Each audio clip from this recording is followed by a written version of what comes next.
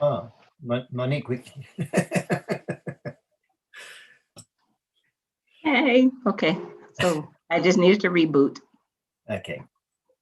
Right. Monique, if you switch your camera off. Great. Okay.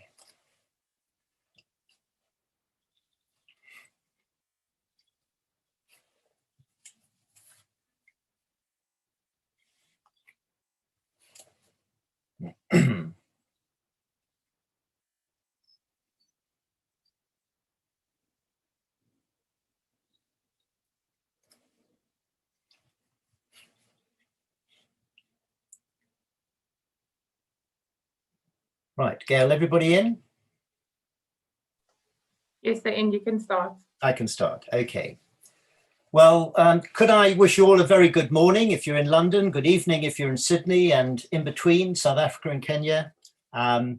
It's probably mid-morning, but I'm delighted to welcome you all to this Urban Innovation in Practice event on behalf of the Connected Places Catapult, CPC, and the UN Habitat. I'm told that we have a Zoom audience of over 450, which really does justice to this important subject. My name is Sir Michael Bear, and I'm your chair for today. By way of background, I'm a senior advisor to the Connected Places Catapult, having held senior positions in the international infrastructure and urban regeneration sectors, latterly as a director of Balfour Beatty and of Arup. I have direct city experience, having served as Lord Mayor of the City of London, as well as African experience, with my country of birth being Kenya, and having read engineering at Wits University in Johannesburg. Now, the aim of our event this morning is to promote the exchange of knowledge, experience, and practice relating to urban innovation through a series of presentations and roundtable discussions. We will be exploring this important subject through the prism of large and small business, development practitioners, city governments, and citizens, all reflected in our esteemed panelists who will be introduced to you later. A stellar cast by any measure, with over a century of practical experience. As to the program and agenda, we will kick off with two keynote addresses to set the scene. The first by Nicola Yates, CEO of the Connected Places Catapult. Nicola will be followed by Dr. Eduardo Moreno, the Chief of Knowledge at UN Habitat. We will then have two roundtable discussions. The first roundtable discussion, chaired by myself on behalf of the Connected Places Catapult, will explore how we stimulate innovation ecosystems to address shared city challenges and improve life in cities. This will include diverse perspectives on various topics, including how we can stimulate better urban innovation in our cities, what are the barriers, and how do we bring the ecosystem together in the future to spark innovations that improve life in cities. For this first roundtable, we are honored to have on our panel representation of a variety of different stakeholders, including city managers and local government, civil society, and the private sector in the form of large businesses and tech hubs. The second roundtable discussion, chaired by the UN Habitat, will explore how donors can engage with city actors to build a thriving innovation ecosystem in African cities. This session panel will include global donors such as the FCDO, Europe Aid, World Bank, and AFD. We will provide time for those of you who have any questions during these sessions, and you're encouraged to use the Q&A function to write them up, and we will relay them to panelists at the end of the discussions. I've been asked by way of housekeeping to remind you that this event is being live streamed to YouTube and is being recorded. Time is tight, we have a lot to cover, so extra points to anybody who's very succinct and brief. Now, let me, without further delay, get the show on the road by passing you on to Nicola Yates, Nicola, as I said, leads the Connected Places Catapult as CEO and will deliver the first keynote speech. Over to you, Nicola. Thank you, Sir Michael Bear, for the introduction. I'm delighted to be here with you this morning. For those of you not already familiar with Connected Places Catapult, we are a UK Centre of Excellence for Smart Cities and Mobility and a not-for-profit organisation that is in part funded by the UK government. Our primary purpose is to support UK businesses to discover, create and test new markets for smart cities and mobility solutions that will spearhead the long-term success of cities and their citizens' well-being. We very much operate at the intersection between the public and the private sectors and between government at all levels and the relevant transport authorities. We spend a lot of our time convening the disparate parts of the market to help innovators navigate the complexity of doing business with places, helping those businesses create new commercial opportunities in order to improve productivity, socioeconomic and environmental benefits for the places they operate in. At Connected Places Catapult, we think of urban innovation as the delivery of demand-led, technology-enabled services within areas such as housing, mobility, waste and sanitation, and many other domains that lead to step change improvements in the way people live, work and travel in cities. Outside of the UK, and since we were formed in 2015, our organisation has already delivered more than 20 projects across 4 continents in collaboration with strategic partners. I believe this reflects the current reality that many of the urban challenges we seek to address in the UK are shared the world over. I believe it also reflects that global collaboration is increasingly essential to the work we undertake in trying to tackle them. We all know that 2/3 of the world's population will live in cities by 2050, with most of this urban growth concentrated in Africa and Asia. This poses challenges to basic service provision as city authorities and utilities struggle to meet the demands of rapidly growing urban populations. African cities will require innovation to manage both their societies and their economies in the face of rapid population growth, especially considering the paucity of resources and infrastructure. We strongly believe that the exchange of knowledge, technical experience, and local experience is key to creating innovations that will solve the accumulated urban and mobility challenges, especially with the unfolding of COVID-19 pandemic. Innovative services that in turn will lead to the step change improvements to the way people live, work, and travel that we all want to see. Africa is, of course, a rapidly growing market, already the world's largest free trade area, boasting 1.2 billion person market today. That's predicted to reach around 1.7 billion by 2030. It is currently experiencing a dramatic expansion in city-led innovation in urban infrastructure development and service delivery. Part of the UK government strategy is to establish long-term and mutually beneficial partnerships with African nations. So Connected Places Catapult has been running an ambitious 2.5 million programme, Urban Links Africa, which we refer to as ULA, which has been funded by UKRI through the Global Challenges Research Fund. The programme facilitates a sustainable collaboration between the UK, South Africa and Kenya, and brings together 6 cities and tech ecosystems to address urban challenges in African cities and improve citizens' lives. ULA funds and supports 7 impact-driven UK-African equitable partnerships to develop joint tech solutions to these challenges. And the project has benefited from ULA's support in 6 cities in Nairobi, Mombasa, Kisumu, Cape Town, Johannesburg and Durban. You will hear more about the detail of these exciting projects during the build-up to the first roundtable discussion. However, I can say now that at its core, Urban Links Africa has sought to draw connections between complex ecosystems of citizens, governments, research institutions, and innovators, which we believe is essential for putting urban innovation into practice. We have sought to convene the city actors in each place to spark ideas and accelerate their deployment through research, design, commercialization, and technology. The event today has been co-organised with one of our strategic partners in the project, UN Habitat.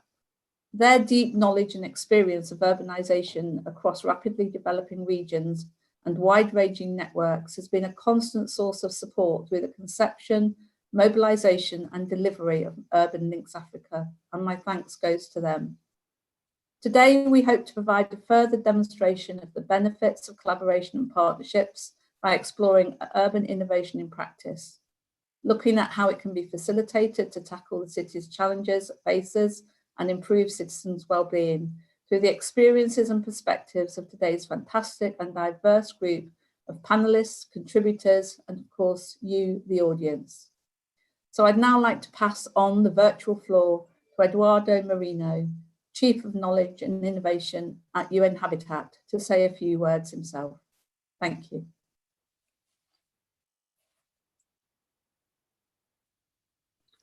Thank you very much, Nicola, for this, and thank you, Mr. Sir Michael Bear, for your introduction. Let me start by explaining to you, in general terms, because of the large audience, what is UN Habitat. We are part of the UN family in the development and in the peace and in the resilience and other important aspects that work on sustainable cities and human settlements. In fact, we had been named some years ago the Human Settlement Agency or the City Agency to large extent. We are complementary and different from other UN agencies systems. We work with local stakeholders. We have the mandate to work with local authorities, and this is something very important and different. And we are present today in more than 90 countries all over the world, having our headquarters from where Mr. Michael Bear is in Nairobi, in Kenya. And we have a presence, regional important presence in Asia and Fukuoka, in Rio de Janeiro for Latin America, in Cairo for Africa, among our liaison offices in New York and Brussels. So we have an important participation in terms of supporting cities and countries in achieving the global agendas, the SDGs, the New Urban Agenda, and working at two levels, which is also very innovative for UN agencies. We are one of the few doing that. We work in normative products, which is creating plans, guidelines, policies, strategies, flashes reports, data, etc. But we also work at the operational level. This means that all this that we are learning, we are putting in the field in terms of slum upgrading, construction management, governance, making cities to capacity building activities to make sure that they deliver for the urban poor, that they create conditions for better management of cities. UN Habitat in 2019, and I was appointed for that, we really created for the first time a strong push for urban innovation. We created a center for that, and we have been working innovation technology, but understanding that innovation has also to do with institutional innovations, with systems innovations, with process innovations, with community-based innovations, and we work in those areas. In our strategic plan, also for the first time, we created a very specific outcome for the plan, which is expanding deployment of frontier technologies, working in innovation for urban development. Frontier technologies working with cities and partners, for which purpose, let me enumerate to you some of them. One, for the realization of dealing with poverty, with inequality, working on the prosperity of cities, trying to unleash the potential, use better resources, make use of the assets, of the local assets, local capacities, and create innovative funding opportunities, and also deploy all what is necessary for strategic partnerships and capacity development. We work in all these areas, and we have an important global innovation portfolio that is being implemented in different parts, tailored to the region, tailored to the countries and the cities. In order to do this, we work in areas like smart cities, people-centered smart city approaches, digital governance, digital transformation, and some of the responses to innovation challenges at the level of regional innovations. Since 2019 to now, and this is, as you can see, a very short span of time, we have created innovation labs and hubs in different parts of the world, and we are expecting to do more in the near future. We opened one in Toronto. It's called the Pavilion for Innovation. In Mexico, there is a hub for innovation. In Hamburg recently, in Shenzhen, in China. All this will help us to create a network of innovation responses, working in innovative solutions, working with sub-regional groups and partners in order to make sure that we have the appropriate responses in each place. In Africa, we have been supporting innovation and digital technology, and we have an important portfolio.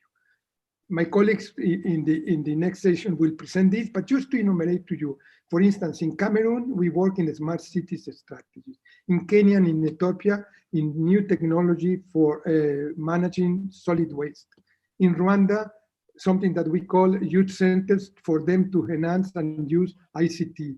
In Kenya also, smart city planning, and in Durban, Mombasa, and other places, startups and entrepreneurs development.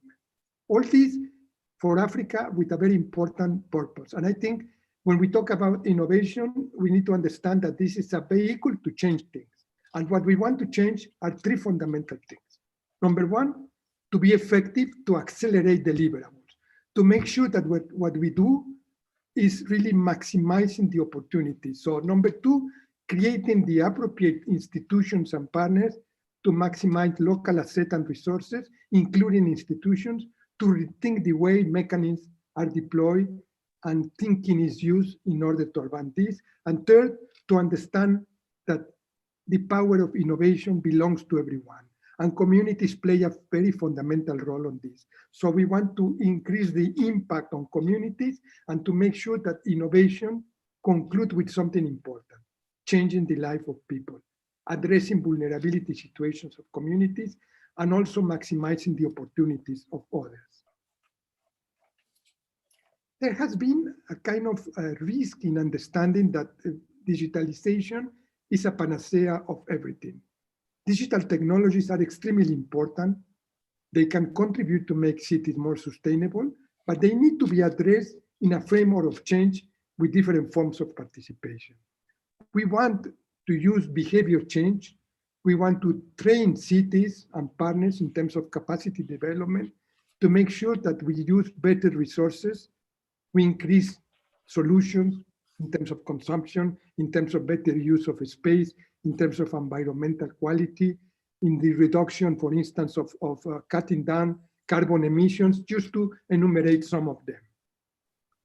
We have been working a lot on clean energy, and examples of this have to do with new technology deployment in the smart meters, in deploying smart grids, managing them, using digital operationalization systems. We also work, for instance, in many cities in managing urban waste. And here we are reframing the way we do these things. We are optimizing logical flows, trying to create algorithmic calculations in order to collect waste management. We don't want that digital technology that is a great advance of human society will marginalize some groups and will contribute to the urban divide. We are very silent of this, and we want to use technology to work with marginalized communities and to prioritize end-up solutions, end-of-pipe solutions, to make sure that what we do really benefit communities locally and they are involved in the process. In many places, we have really managed to understand that community participation is not a concession, but it's a right, and we are making viable this right through the use of the technologies. We understand that helping to transform cities is a fundamental aspect in Africa, and conditions are really moving in that direction. In our initial analysis, we can see a clear impact of increasing innovation in cities in Africa, and this is huge. Just to illustrate this, we have found that there are at least, and it's still growing, 640 technological hubs operating either as incubators, accelerators, or co-working spaces. Nigeria only has 90, and South Africa around 80. So we want to continue working locally. We don't want to go and do the job. We want to work locally with these hubs strengthen them, and create conditions that they operate locally. We want to work much more on the venture of capitalist the association, supporting ideas, advancing ideas that are locally created, and bring to a global scale. This notion of scaling the ideas is extremely important. We want to work on upscaling also sustainability of what we are doing. However, and this is a big however, there is a funding gap, and we are aware of this. And we want to use innovation also to cover this funding gap. UN Habitat has been working in creating a city investment facility, in trying to support the use of resources, even if they are limited, to make sure that we support local innovation, but from a large infrastructural perspective and socioeconomic changes. We want to use resources, even they are small, in order to reallocate funding, to support this funding, and to bridge this funding gap through this investment facility. We know that we cannot do that alone, and cities and partners locally cannot do that alone. And this is why we are calling, and we want to use this important forum in order to advance the idea that we need to work together hand by hand with the international organizations and donors in order to develop this. I'm concluding saying that we need a very proactive role in shaping urban policies, capacity building, and creating governance frameworks and digital rights initiatives. It is extremely important that we can create enabling systems for local innovation and to support this innovation, and we need to work with local communities. Thank you very much, Mr. Chair, Michael Bear, for the time, and all the people, the audience that was hearing this presentation. Thank you very much. Well, could I thank you very much? You were spot on time. So you're making my life very easy. So you're earning lots of brownie points. Okay, could we now move on to session 2? And session 2 is sparking the innovation ecosystem to improve life in cities. Now, this particular session is going to be in 2 parts. We're going to have 2 discussions. The first discussion is all about what are the opportunities for urban innovation to improve life in cities. That's going to be a 20-minute discussion, starting off with a presentation on Urban Links Africa by Max Roche, who will give the Urban Links experience there. And then the second discussion is how we spark better urban innovation to realize these opportunities. And after the second part, we're going to ask Dr. Moreno to give his reflections on the on what has been said, and then we will invite questions if we've got time. So without further ado, let me introduce the panelists for this session 2. Do we have a slide for the panelists? Next one. Right, so there should be a slide for the panelists. Next slide. Next slide. Okay, so I think what I'm going to do is actually just mention the panelists, and then after Max's presentation, we will you'll see photographs of them, and I will get them into action. But what we're going to do is we've got 5 panelists, and I'm going to introduce them in the order in which they will speak, because they're going to give a 2 to 3 minute reflection on the subject. So starting with Henry Ochieng, and Henry will give a view from the citizen and civil society perspective. Henry is the CEO of the Kenya Alliance of Residents Associations, called KARA. The second speaker will be Evelyn Otieno, and she will give a towns and secondary city perspective. And she is the land technical specialist at the Branson Centre, formerly Director of City Planning in the County government of Kisumu. Third speaker will be Nwabisa Maema, and she will give a tech hub and ecosystem perspective. She is she works with the Branson Center for Entrepreneurship. That'll be followed by Monique Griffiths, who will give a large city perspective. She's a deputy unit head of Smart City Office at the City of Johannesburg. And finally, from the private sector, the global business perspective will come from Andrew Caruso, and he's an architect, urban economist, and international development executive. So that's who we will have on the panel, but without further ado, let me ask Max Rush to do his presentation. Thank you. Thank you, Sir Michael, and hello, everyone. Gail, if I could just share my screen. Okay, great. So today's event concerns urban innovation, what it is, how it can be facilitated, what it leads to. But it's a broad concept. It can be interpreted in different ways, and it potentially covers a lot of different objectives, activities, and outcomes. So we wanted to proceed discussions with a point of view on what urban innovation can look like in practice through the example of Urban Links Africa. So Nicola briefly introduced the project earlier. There are a lot of elements to the project, but one of the major outcomes that we think of as a good example of urban innovation in practice has been the emergence of 7 partnerships developing really interesting solutions to problems within areas such as solid waste and wastewater management, resilience in informal settlements, urban flooding, traffic management and active mobility in 6 cities across Kenya and South Africa. So in this presentation, I'd like to give you a very brief overview of the key project phases that led to the development of these new services and technology applications, and in particular to call out some of the principles and activities for urban innovation that the project team applied to carry out the work. So some of these principles were actively applied at the time, some we've thought about retrospectively, but we hope this snapshot helps to spark thoughts and ideas among the audience and panelists alike in the upcoming discussions.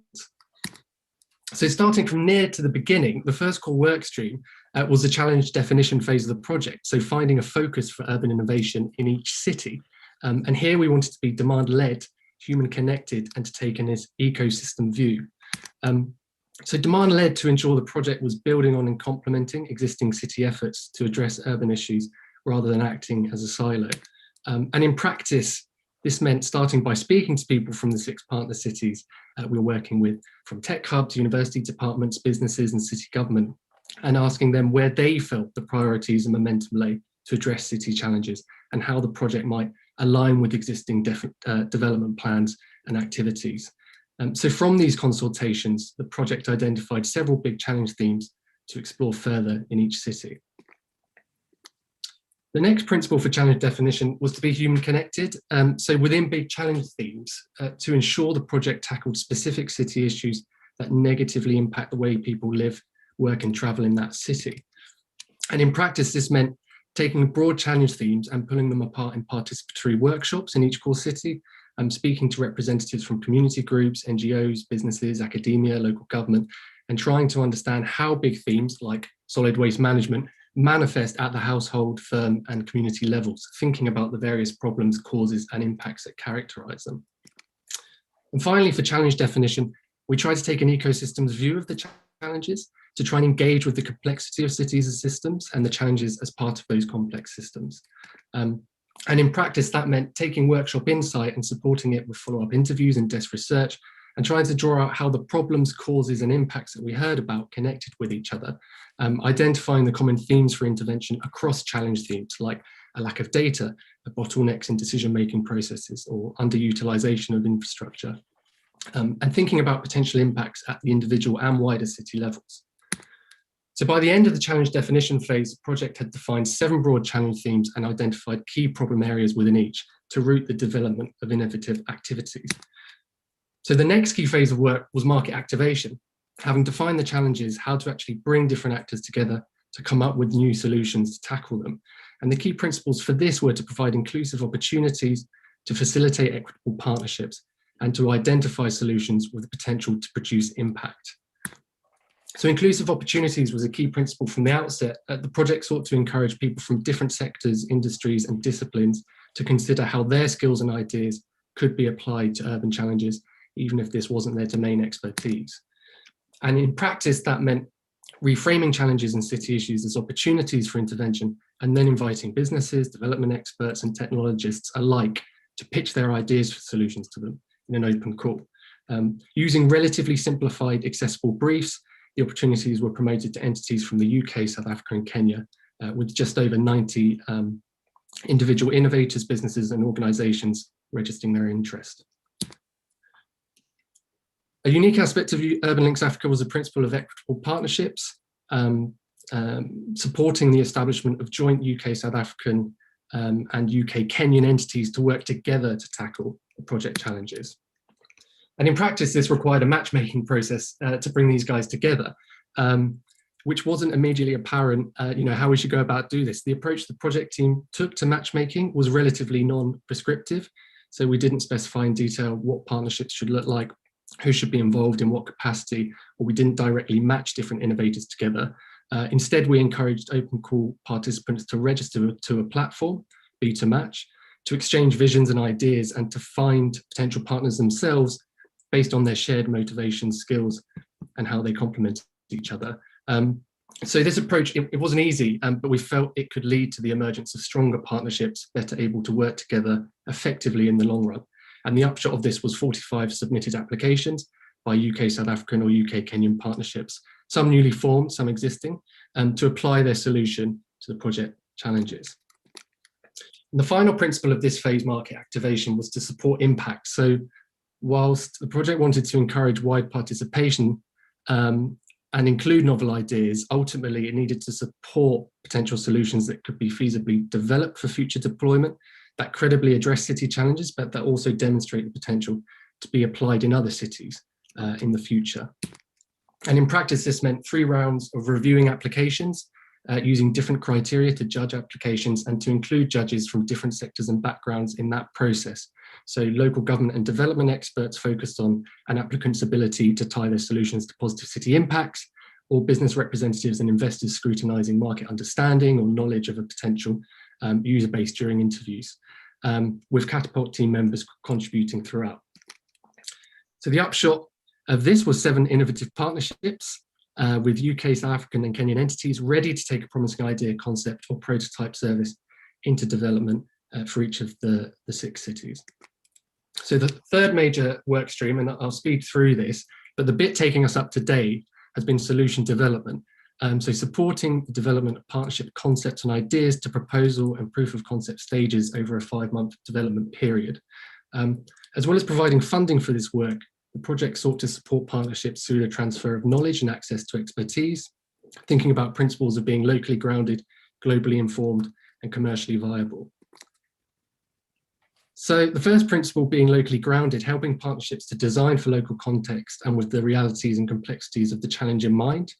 In practice, we were lucky to find and involve 6 individuals who are highly experienced in urban development in their cities to accompany partnerships through the development cycle. So meeting them on a regular basis, helping with community and stakeholder engagement, data strategy, and as well as just providing a general sounding board, transferring their knowledge of the city and its development challenges.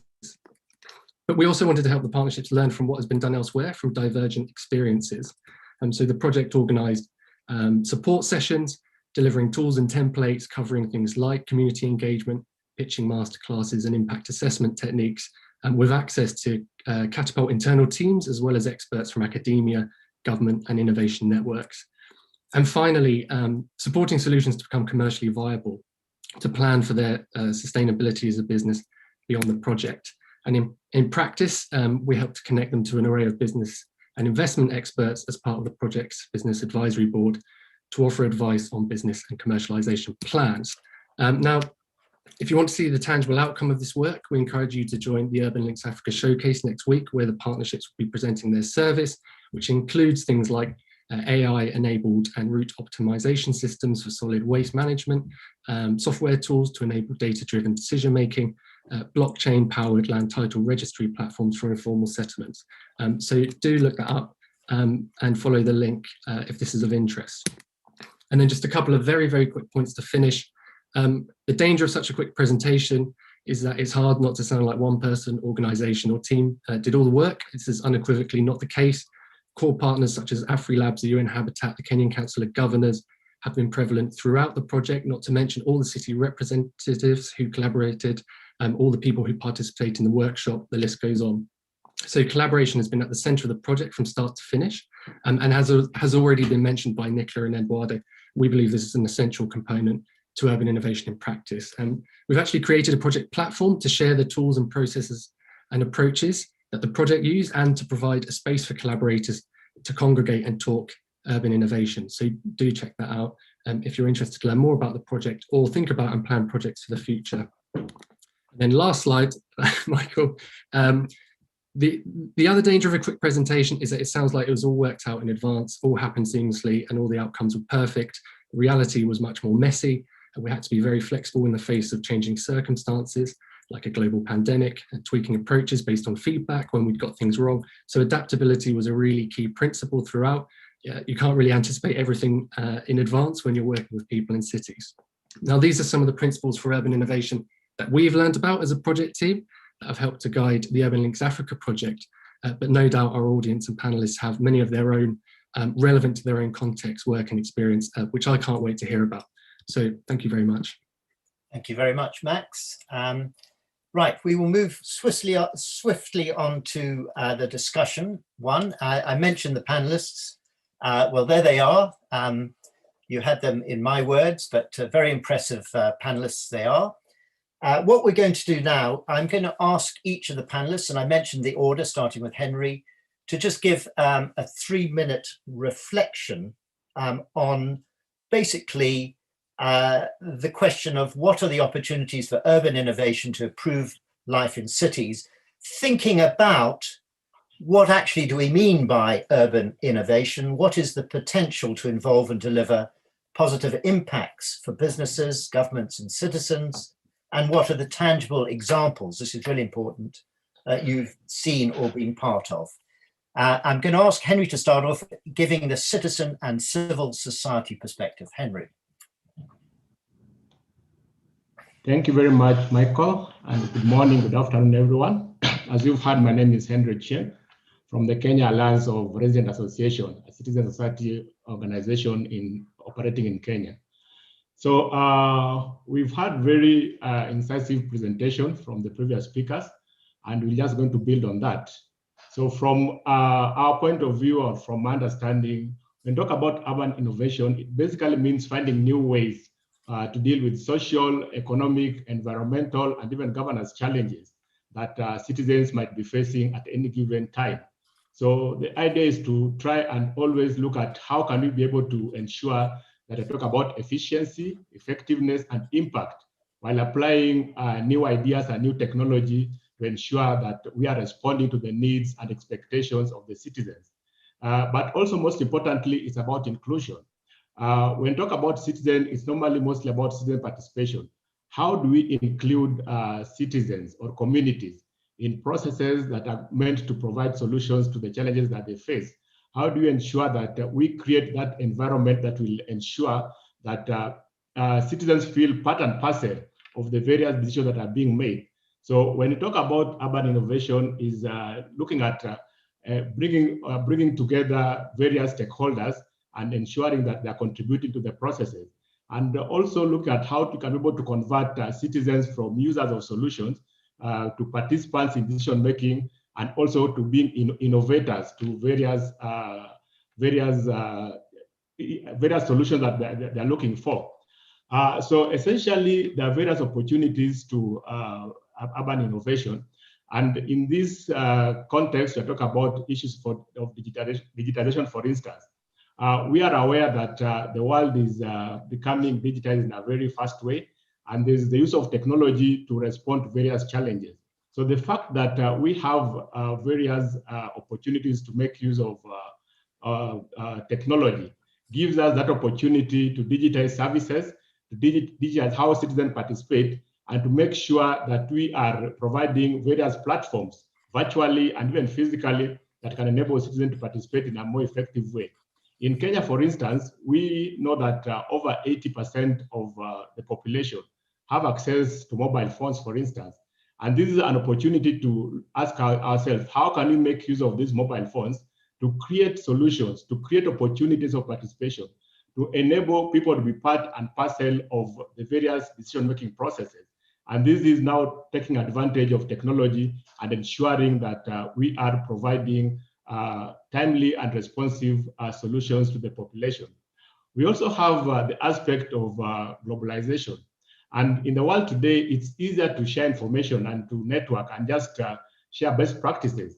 And this provides that opportunity for us to be able to understand what's happening in various corners of the globe and see what can be replicated, what can be copied from other jurisdictions, and what can work in various corners of the globe, and make sure that we are applying the same kind of best practices to respond to the local solutions and also even national solutions.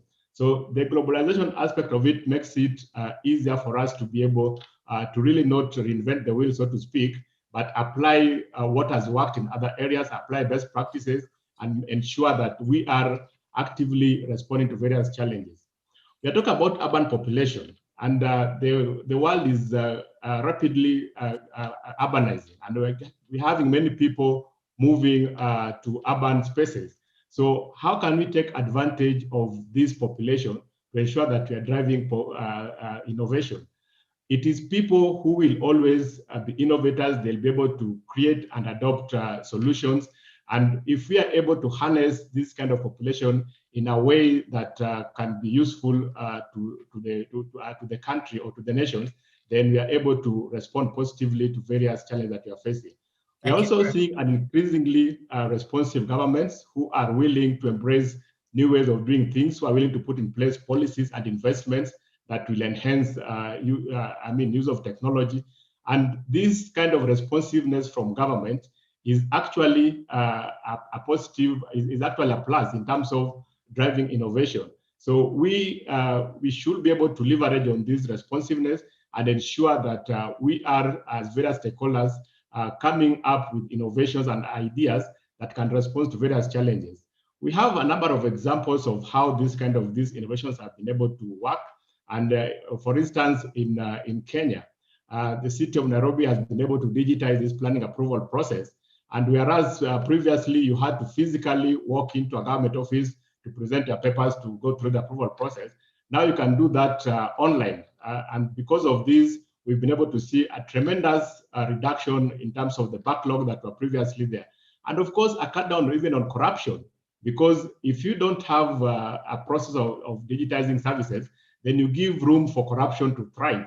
So if we have been able to see that because of digitization in planning approval processes, you see that there's a reduction in corruption, there's efficiency, there's effectiveness, and there's even transparency, because people are able to see what exactly is happening. They're able to identify where the problem is and also contribute to finding solutions to those kind of problems. So these are things that are benefiting the citizens in various countries, and also even digitization of parking, for instance. We had a situation where parking was manual, so to speak. You had to go and pay a park attendant, and the process, it gives that room for them to be able to engage in corrupt practices. But this has been digitized in Nairobi and Mombasa, and this is giving rise to not just more revenue to the county government, but also saving time and also leading to efficiency from the point of view of citizens. So in a nutshell, what we are saying is that there are great opportunities for urban innovation. There is a great opportunity for us to be able to move to the next level as various cities, taking advantage of technology, taking advantage of the framework of regulation that are in place, and many other factors that are found in different countries to ensure that we are providing better services, ensure that we are looking at efficiency and effectiveness in terms of service provision. So that's my take, Michael. Okay, Henry, that was absolutely brilliant. Thank you very much. We're going to move very swiftly on to the second contribution from Evelyn Otiano, Towns and Secondary City Perspective. Please, Evelyn. Thank you very much, Michael. Hello, viewers. As you've heard, my name is Evelyn Otieno, and I'll be representing the secondary towns and small cities. Basically, from the questions that Michael has asked, is that our understanding of urban innovation, and coming from secondary and small cities, for me, ideas of long-lasting transformation in our towns and cities that help improve the quality of life of its citizens, for me, that is an innovation. So the idea has to be really new and transformative. And with the changing landscape of our urban areas, really be able to be long-lasting, and with the changes also be able to transform. So some of the urban practices that improve life in our cities, I would say, is that, for example, in Kisumu, we have a mobile taxi, motorbike taxis that one of the innovative ideas that we can bring to fore is that be able to trace, have an innovative idea that can trace the motorbike taxis. Because as for now, they're kind of for everyone, and it's a security problem.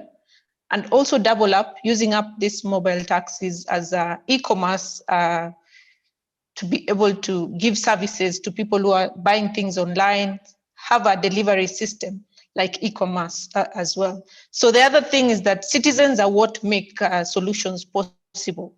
So for us to be able to really understand the root cause of problems, understand the needs of our communities, then we can come up with very innovative ideas that transform the challenges and resonate well with some of the problems in our cities. The other thing is to take advantage of the digital technology. Most of the times we look at technology as the ultimate answer, but ideally technology should be used as a tool. So a good example is using the GIS platforms to be able to support mapping of businesses and improving our landscapes as well. So another good example of innovation or urban innovation is revenue enhancement. Most of our cities are growing. We have challenges in terms of staff and capacity. So using technology in parking as parking applications, as property mapping and businesses would really help improve our cities and quality of life as well. Another good example that I would give is to be able to demonstrate the value of that urban innovation so that we can get a buy-in from the community and actually use it to practice. So the ability to demonstrate the value of that innovation really goes a long way in giving us a buy-in. So for me, that in brief is how I look and view at innovation. Yeah, brilliant, Evelyn. That was really excellent. We're going to move on to number 3, and we've got Noabisa. Could you, from the Branson Center, could you give us your 2 to 3 minutes? Yes, thank you so much. So for us at the Branson Center of Entrepreneurship, we view urban innovation as also part of the whole journey of enabling entrepreneurs who are good for people, planet, and profit. And so coming in from a place or context of South Africa, where a lot of the urban practices continued or have maybe exacerbated in existing inequalities, it's important for us when we start talking about supporting entrepreneurship in South Africa, that it's done in a way in which we either address some of those inequalities or at least we don't play into them. And so for us as the Branson Center, we're here to change business for good and look at urban innovation as a vehicle that allows for us to work with entrepreneurs who can then provide solutions that then contribute to urban innovation. And so, for example, we're very, very interested by the conversation around waste. We think that there's a huge opportunity for entrepreneurs to provide solutions that can solve either for food waste, organic waste, tech waste. And so we're tuning up the ecosystem and going through with a partnerships approach, which allows for us to then find those solutions that can be driven by entrepreneurs. Why we think entrepreneurs could be drivers of solutions is also that the fact that through entrepreneurs, we think it is vitally important that these businesses are able to create economic opportunities in South Africa that are not only just in terms of living wage, but are actually decent, dignified, and are above the living wage. And so for us, the urban space is actually the space that allows for us to operate and to find these solutions. We did really by going into different partnerships. And so an example I can use is we've looked at the largest commercial property here in Cape Town at South Africa, and we've gone into a partnership with that commercial property and linked up with a UN agency where we'll be talking around the conversation of food waste, where we're looking and on the hunt for entrepreneurs who'll be able to solve for food waste for this commercial property. The implications of this, of course, are so big because these are the kinds of solutions that can then be implemented across South Africa and at the same time allow for more businesses to grow and for more people to be able to access employment opportunities. So for us, we look at urban innovation as part of our mandate of making sure that whatever we do in terms of supporting entrepreneurs in South Africa is something that is good for people, planet, and profit. And so I'll end there for now and make sure that we have time for Q&A. That's excellent. People, planet, and profit. So we're now going to move on to Monique, please. And Monique will give us, as it were, a larger city perspective. Monique, take it away. Okay, good afternoon, everyone. I think we've kind of laid the foundation for the larger city, which is that we end up with larger influxes of populations from either across borders or across provinces. So for us, urban innovation is about how do we deal with all of the additional requirements and service needs that these larger numbers of people are now requiring of the city. So from our perspective, we're looking at how do we use data? How do we find out where people are, what their challenges are, what the deficits are in the city, in order for us to then, one, deliver services to them quicker, accelerate service delivery and the quality of service delivery. Then you have to look at the accessibility. So what are the hindrances towards for people to actually be able to get access to, say, healthcare or food security or a job? And we're looking at how innovation can be used in order to plug some of those major deficits that we know we have in the city. Again, data is very important. So we're looking at devices and how do we use devices and other things that will help us to increase the amount of information that we are obtaining so that we are being proactive. I mean, right now, we are very responsive. So something breaks and then we fix it. Someone doesn't have, like, there's a major issue in a community of flooding, and then we go and resolve it. So the question then becomes, how do we find out where our weak points are and get ahead of them so that we are actually able to be proactive with changing infrastructure before it deteriorates or before it crashes down. So those are kind of the reasons why we are looking at innovation. So then the question is, how do we think that we can then plug this gap? So we're looking at how we can create innovation pipelines. And our focus on these innovation pipelines are youth, women, and people with varying disabilities. We're looking at localization. So how do we find local solutions that are demand driven and being created by the community? So participatory in that respect. How do we then move on to making sure that there's co-production so that, you know, it's not just the city that's delivering a service, but it's the city supporting young innovators and entrepreneurs who are in this space, who understand the needs of communities. Finally, I think the overall question was, like, in what ways are we doing this? So we have calls for innovation.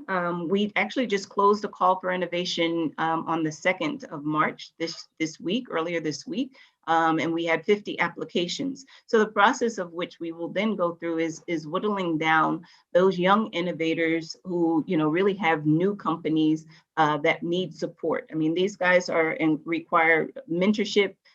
They need partnerships.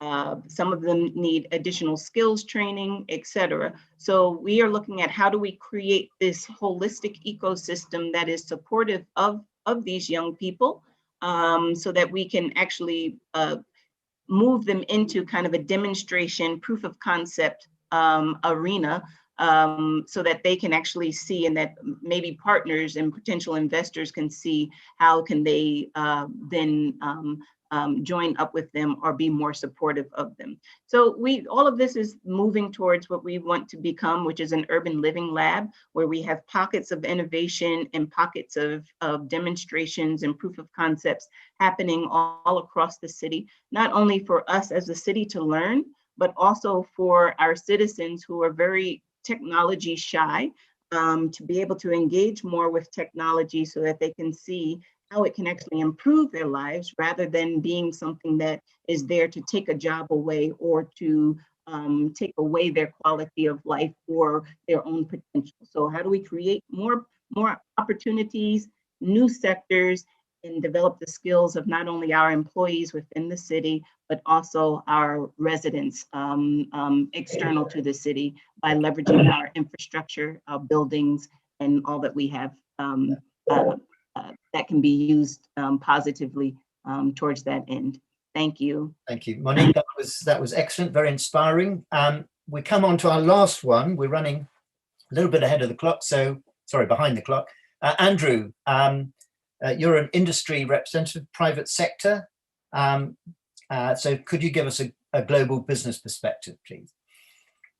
Sure, thanks very much. I think for me as an urban practitioner, the most exciting opportunities in urban innovations really seek to restore balance in an increasingly global world. I mean, I think that balance could be between ambitions for growth versus the sustainable capacity of the planet. It could be about rebalancing racial and economic injustices in our communities. It could be about navigating the right to privacy versus the benefits of informed collective action. It could even be about balancing global trade efficiencies against opportunities for local productivity and resilience. But I think, to me, again, the key task ahead of us is finding the balance between these seemingly opposed ideas or these creative tensions that we find in our cities. One example from my past that I was really fortunate to be involved with was developing a 50-year vision for the Durban Aerotropolis. So this is a vision for a city of 1.5 million people around a piece of global infrastructure in South Africa. And there, the balance that we were trying to achieve was an understanding how the infrastructure and urban development ambitions sat alongside the way that we could transform the informal agricultural sector that occupied the land on which we were planning for the urban development. And I think thinking of those two realities and those two opportunities as a joined challenge was really key to unlocking innovation in that project. In terms of the potential for impact at Hatch, we've been looking recently at the opportunity for technology to drive positive impact in terms of urban development and achievement of the SDGs. And we've been doing that with a bunch of global collaborators on a research project that we've titled Smarter City Solutions for a Riskier World. And interestingly, that research is actually set to debut later this month at riskierworld.com. So I'd invite you to check that out. But I'd say the overriding message is very aligned with a lot of the other speakers we've heard today. Technology is not a silver bullet, but it can facilitate progress. And it does so by connecting stakeholders, by creating informed feedback loops, and by helping cities do more with less, which is always a challenge these days. It's just that as a tool, it has to be used properly to both inform and empower better decision-making. Great. Thank you very much indeed. So we're just going to take a bit of a freeze frame there and move on to the second part of our discussion. Please will you, the audience, use the Q&A function to ask any questions. So when we finish the second discussion, what we're going to do is do a very brief reflection on that, and then introduce the Q&A. Right, so discussion number 2 with the panelists, if we could have the next slide. Discussion number 2 is about realizing the opportunities. This is where we try and get granular. And what I'd like you to think about, and I'm going to ask questions to each of the panelists, the sort of questions that I think we can tease answers out are: what are the barriers and how do we overcome them? What are the tools and methods and approaches that we can employ? And this is where politics and policy interfaces with technology and finance. How can we employ them? And the other one is, again, it's a political thing. It's who needs to be involved and how do we, it's the how do we bring people together to achieve this. So Henry, I'm going to ask you just for your reflections. I think this is what if you had one wish to make this really successful, to realize these opportunities, what would that wish be? Thank you once again, Michael. And of course, there are so many wishes that we could have, but just straight to the aspect of how we can spark better urban innovation. I think one of the major impediments to urban innovation is the issues of cost and financing. And you find that in a number of countries, we still have very prohibitive costs in terms of putting in place innovative processes. And this has dealt a blow in terms of how much you can be able to do to ensure that we are taking advantage of technology, for instance, and other innovative approaches. So we should be able, as various nations and as a country, to put in place mechanisms that will ensure that we have enabling costs, and we have enough financing to put in place various innovative mechanisms. So if we can able to address that element of cost and financing, I think we can be able to have a thriving opportunity for us to be able to engage in innovation. The other aspect and the other thing that also needs to be looked at very critically is an enabling environment. And by this, I mean the policy environment, the environment for regulations and legislations, and just ensuring that we are making it easy for innovators to operate. We need to look at what policies are in place, government policies, what kind of legislation do we have, and how do they promote innovations in our countries, and how do they ensure that we can be able to protect the innovators through intellectual property rights, for instance, and also we can be able to have friendly taxation for that matter, and stimulate investment in technology and innovative sector. We also need to look at, and this is particularly in most developing countries, the issue of behavior and attitude change. Because whereas most of us are embracing technology and even some government are quite responsive, we have individuals who are still stuck in the past, so to speak, and they could go out of their way to block good ideas and good innovations just because they don't want to do things differently. So for us to be able to do things different and embrace technology, we have to look at aspect of educating the masses, creating attitude and behavior change among the people who are supposed to drive this particular process within government and even outside, and ensuring that all of us are on the same page as far as taking advantage of technology and innovation is concerned. We've also had incidences of security attached to issues of innovation, and particularly data security. So the aspect of data protection is very, very important if you're going to be able to take innovation to the next level. We know that most innovations happen online, and things about digital trade and logistics are actually online initiatives. But then this also means that our data is out there and very sensitive information can be found online. So if we have a situation where there's a mistrust, so people are not confident that the data is properly protected and is being used for the intended purpose, then you'll find that there'll be a bit of challenge in terms of how much data you can be able to access and people participating in various innovative processes. We also need to look at bringing on board various stakeholders, and stakeholders, when it comes to innovation, comes from different sectors. Government is a key player in this regard, but you also have people from the private sector, the civil society, the citizens themselves. We must be able to have a platform where they can be able to converge and talk about ideas, talk about challenges and the solutions, and then come up with solutions that are sustainable and are responding to various initiatives. So we can be able to look at this from different contexts, but we must also be very clear on what kind of tools are we putting in place to ensure that we are driving innovations. And tools can take different forms and shapes. Talk about policies, for instance. What kind of policies do you want to put in place? Right. Okay, Henry, I said one. I think you've used 5. So oh, sorry. and all of them were actually very good. But I'd like to just draw in other members of the panel, if I may. And I've got a private sector question, really. Andrew, if you could address this one for me, please. Is all of the speakers have alluded to the fact that there's an awful lot of work to be done.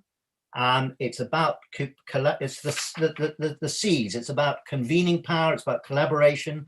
It's about community consultation. But for me, where I look at this is, how do we monetize the value and the benefit that is coming out of particular solutions? Because you've got to follow the money through donors. So what's your view? How do we monetize some of this really excellent work that Henry has mentioned and many of the others? Yeah, it's a really good question. And I think particularly if I put my economics hat on, I think one of my frustrations from the private sector is that we haven't yet priced some of the impacts of our decisions into the market. And until we are willing to put skin in the game in terms of the environmental value or the social value of the decisions we're making, or the things that we're not investing in, it really becomes difficult to make progress. And it really gets to the heart of what you're saying. You know, our society really makes decisions based on monetized value. And we have to answer that question or address that part of the way that we make decisions if we're really going to make progress. Okay, well, I mean, therein, you know, that's the holy grail, is actually coming up with a pipeline of bankable, investable projects. Might need some seed capital to get it going, but that will be maybe the subject of the next discussion outside of this. So as I said, there are three things that occur to me from what we've heard. Is it's about innovation, it's about politics, regulation, and it's about how you fund these things. Let me ask from a big city point of view, Monique, how do you make sure you've got the politicians on side to provide an enabling environment to make these projects happen? Yes, thank you. That's a very big challenge because we know that even if we have policy involved, that there's always other ways for things not to happen, like with approvals and such. But luckily, I think, you know, COVID-19 has made everybody's eyes more aware about the needs for innovation and moving towards technology as a means of delivery. So luckily, you end up with a lot more support nowadays. I mean, even looking with the city, looking at work from home policies so that its employees can be home. So, and then the other thing is, you know, really politics is about making sure that your voters are happy. So what we're trying to do is make the linkage between, you know, how if we move into these environments of technology and innovation and are more responsive to service delivery, and it gets down to those who are, you know, the least economically viable, that you will eventually be able to get more residents who are backing politicians and backing the city, and will want the whichever administrations are in to remain in because they actually feel their benefits. So that's really what we focus our discussions on, is the linkage between how citizens' happiness actually leads to ongoing political success. Thank you very much. And Evelyn, let me bring you in. Do you agree with that? How does the landscape from your point of view at the Branson Centre, how does that resonate with that? Okay, from my side, I would say that there's nothing better than what a politician can understand than evidence.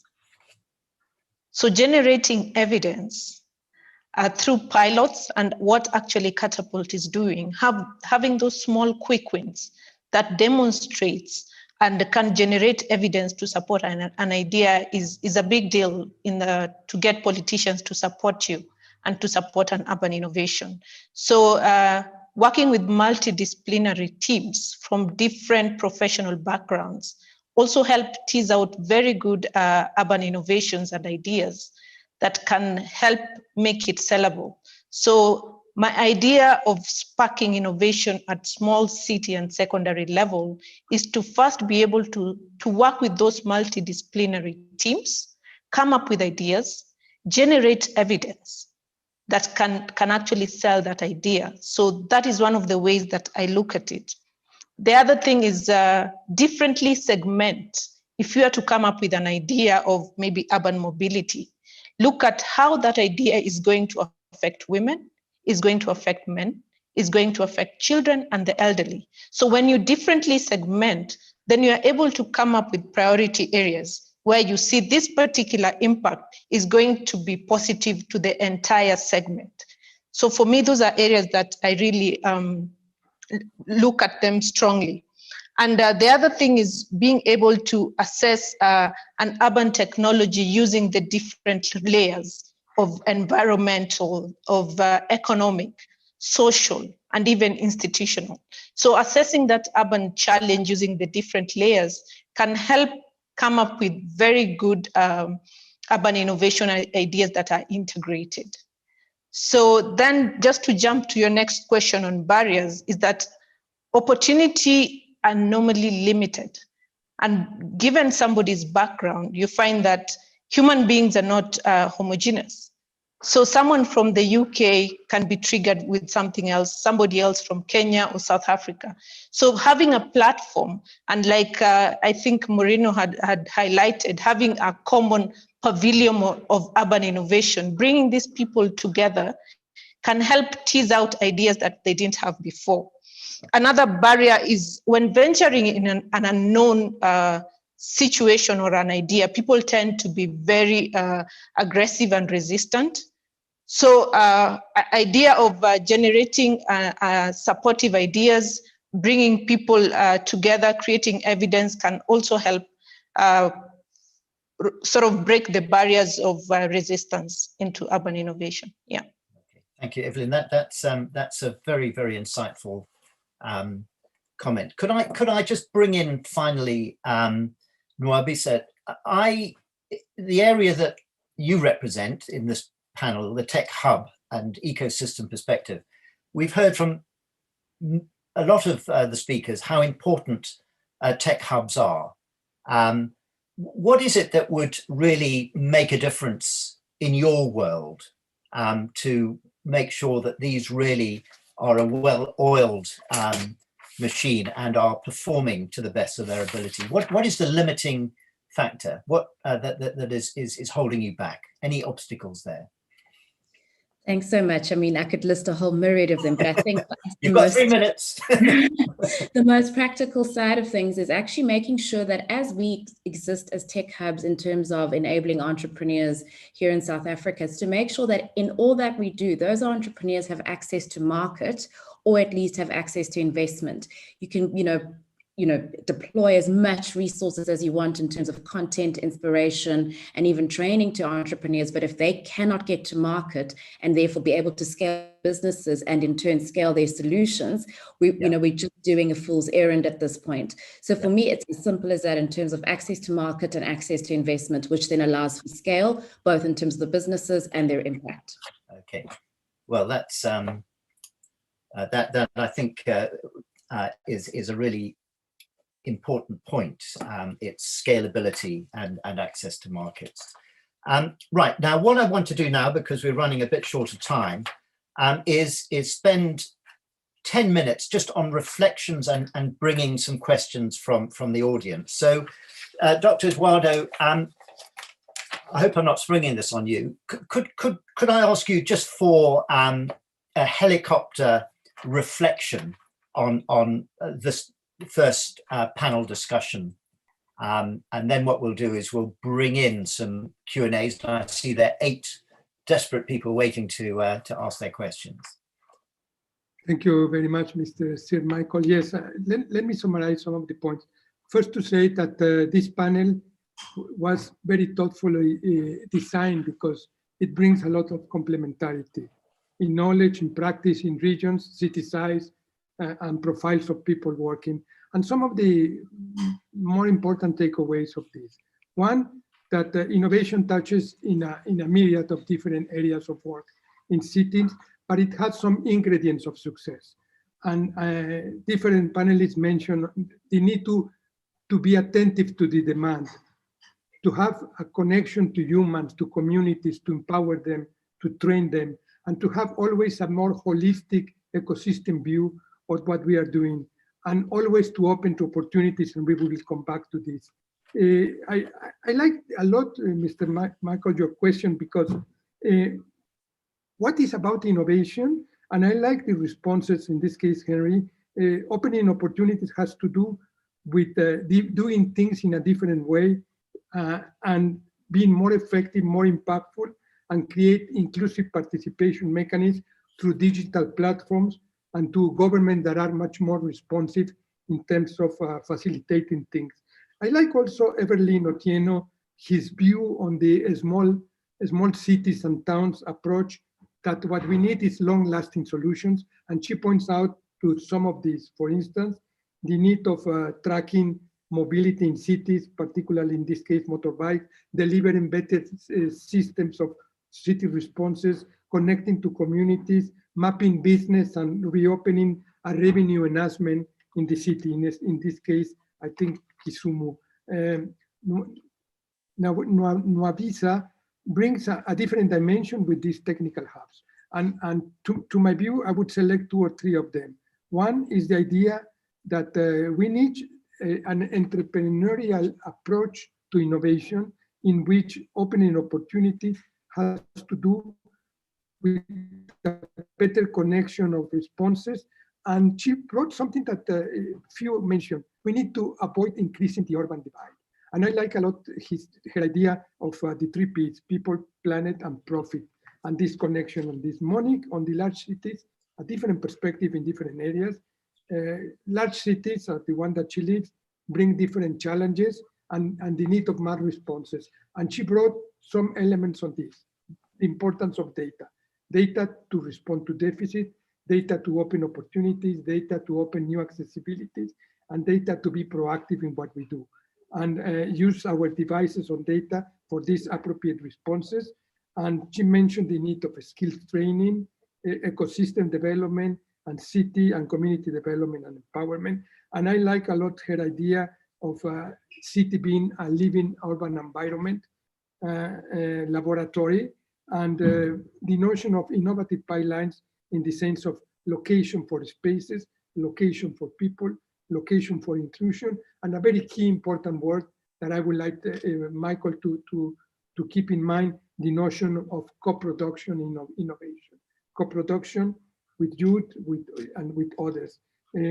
Andrew, bringing the corporate responsibility, which I really like it a lot, the idea that any innovation, what should do as a main objective is to restore balance, to look to justice, to look to collective development and impact in what we are doing, and understanding that technology is not a silver bullet, but is a facilitated mechanism. In your last questions, I would like just to highlight 2 or 3 points and I conclude. Michael, the first one, which are the barriers? 3 main barriers. One is the political landscape, which has to do with the need of enabling environment responses. The second, the economic market financial landscape that has to do with financial constraints. And the third one, the need of a societal change and response in terms of behavior and community participation. Your question on the enabling environment bring 2 or 3 elements and I conclude. One is COVID is rethinking the notion of equations of innovation and government support. We need to rethink benefits, to measure impacts, to understand which are quick wins, which are things that generate evidence and how this impact and use. And this notion of pavilion in the sense of bringing people, bringing institutions, bringing everyone to think together to facilitate access to markets and enhance training. I think those are the most important elements that were discussed today, in my view. Thank you very much. That was very, very comprehensive. Right, we're going to go to the Q&A. Now, just looking at that, I see that a number of the questions are going to be answered. Are going to be answered live. Right, so let's see what we've got here. So Right, from a question from Darren regarding the holistic ecosystem. Can you say any more about opportunities for different stakeholders to partner with innovators and entrepreneurs to tackle urban challenges? So these are different stakeholders. So I think let me ask Andrew. Andrew, how would you answer that question? These are bringing in new partners, yeah. And I would actually also relate it to Stephen's question below about innovations in the process. To me, I think one of the big things about innovation from the private sector is that really great projects happen when you have really great clients.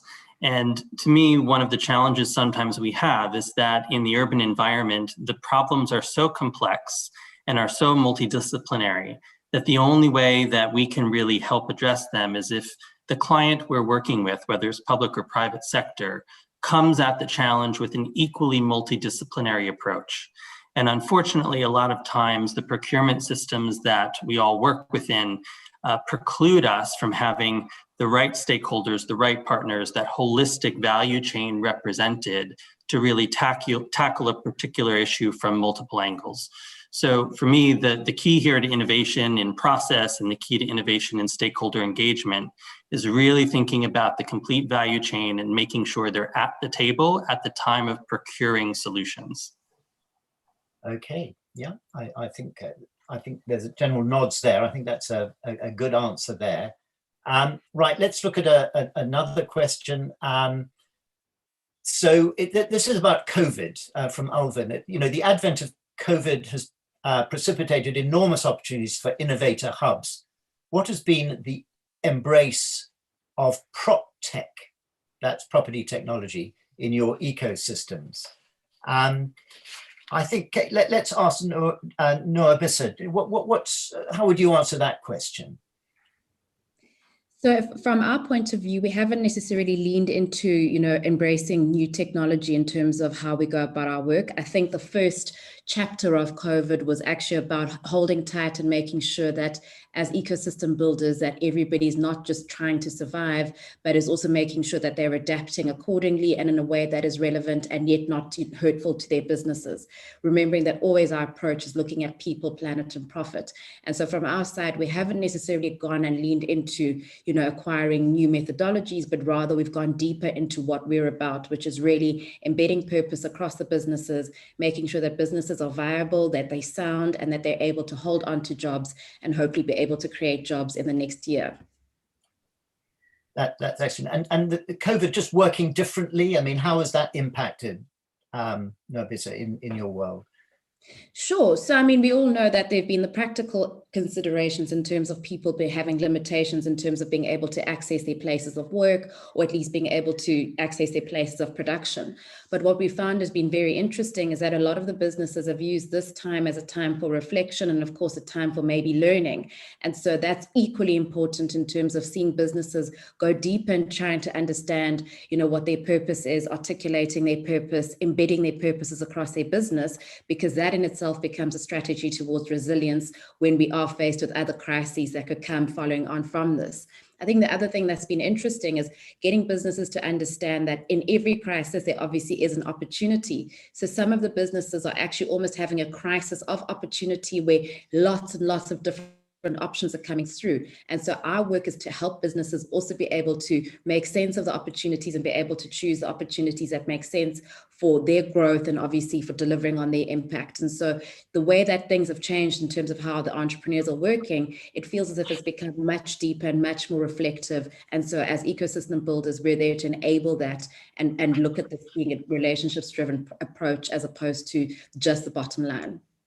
Okay, well, no, thank you very much. Right, I'm afraid we've run out of time. If there are any of the questions that the particular questioner would like answered, if you could email them, email them to the events team. We'll give you the email later on, and we can get those answered in a different way. But could I thank the panel very much? I think that You gave some very insightful answers. I think that the conundrum really is that balance between technology, politics, finance, and community. And that's something that we will continue to explore and work on. So again, thank you. And Dr. Eduardo, thank you for that excellent summary. We will now move on to a 5-minute comfort break, or we call it a coffee break. So if we could have everybody back here very promptly before 12 o'clock, and that's when we go into session 3, sustainability scale and the role of funding, and Thomas Chiramba will be looking after that. So please, everybody back before 12 o'clock. That I get lots of brownie points if you do. Thank you very much. Okay.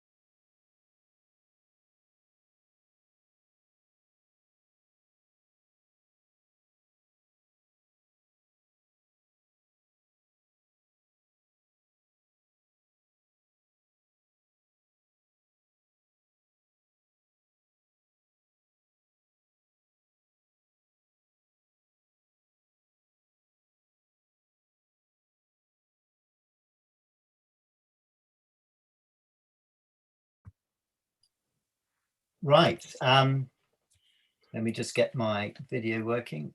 Right. Okay. Right. We're ready to move on to session 3. Have we got Thomas there? Yes, Michael, I'm online. Okay. Good afternoon. Good afternoon. Right. Well, Thomas, thank you very much for hosting this session 3. And if you could commence, that would be great. Thank you very much. Good morning, good afternoon, and good evening, wherever you are. My name is Thomas Chiramba. I am a senior human settlements officer in the regional office for Africa for UN Habitat. I work from Nairobi and I cover our operations in 15 Eastern and Southern African countries. I will be taking you through session 3, and I will. And the topic for session 3 is sustainability, scale, and funding. That's the topic that we're going to deal with. May I go to the next slide, please? Can we go to the next slide?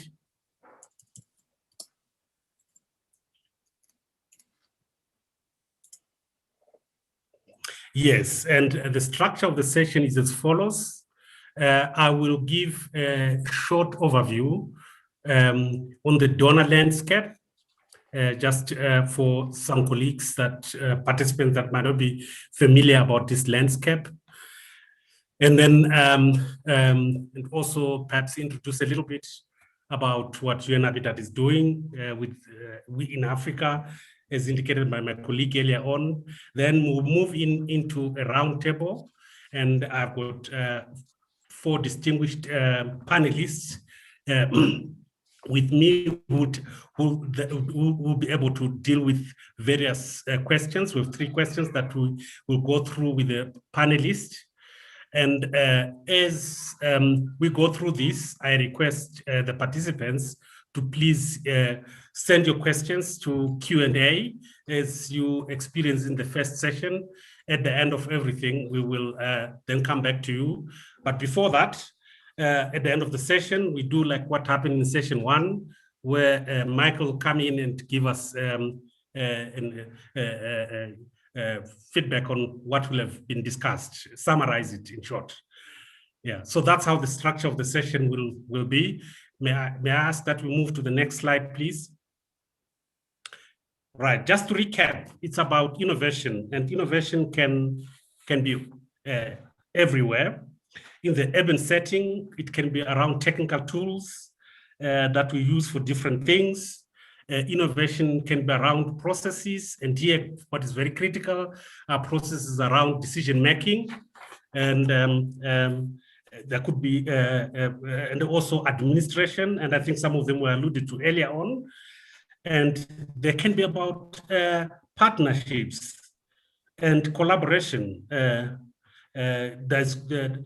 making new partners. We can have some innovation there, and partnerships between public and private sectors.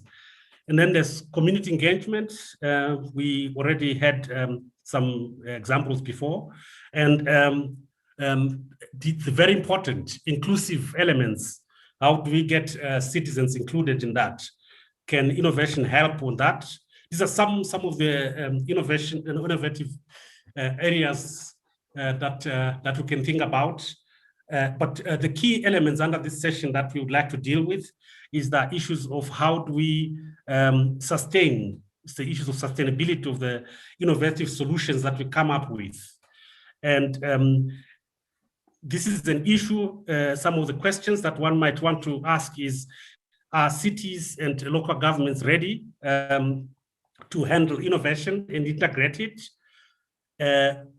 Do our actors have the technical capacities to invent and create new solutions?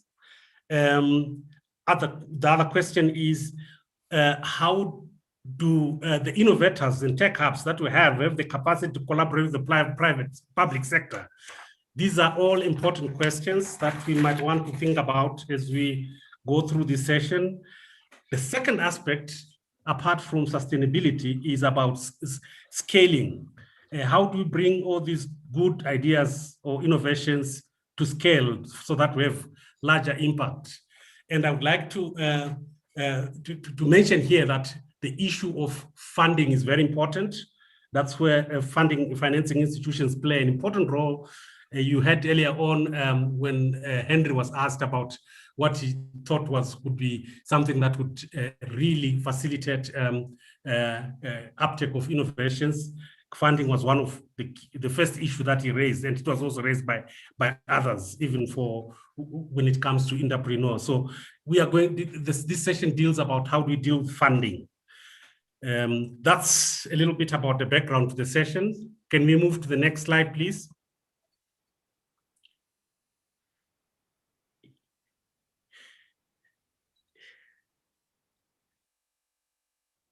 The next slide, yes. I will go through very quickly the donor landscape, and some of you might know this, but in the event that you probably have limited knowledge, I'll just take you through that. Can we go to the next slide? Right. In the donor landscape, we have categorized them into three. We have what we call the official development assistance, and that word official ODA was coined in 1969. This is the mechanism through which developed countries support developments in developing countries. And there are various categories of development partners in this category. We have the multilateral ones. These are institutions like the World Bank, like the African Development Bank in the context of Africa, but we also have bilateral institutions from bilateral countries. All these constitute ODA, and they play an important role in the development of Africa. Recently, we have the private sector also contributing, and some foundations and philanthropists coming on board to support development in the various countries. And that's the categorization that we're looking at. And I want to mention here that under the bilateral ones, that the traditional ones that we probably know, but there are others that are coming into the fray, like the Chinese, the Indians that typically have not been involved in, but they're coming in now. And typically they look at situations where they have a win-win kind of situation. Whereas foundations, let's move on and see what kind of development assistance these partners give. Can we move to the next slide, please? Yes. In terms of ODA, over 50% of ODA at the moment comes from the European Union, and then followed by the US. There is Japan and others. And where does it go? A good part of it, the largest part, actually ends up in sub-Saharan Africa.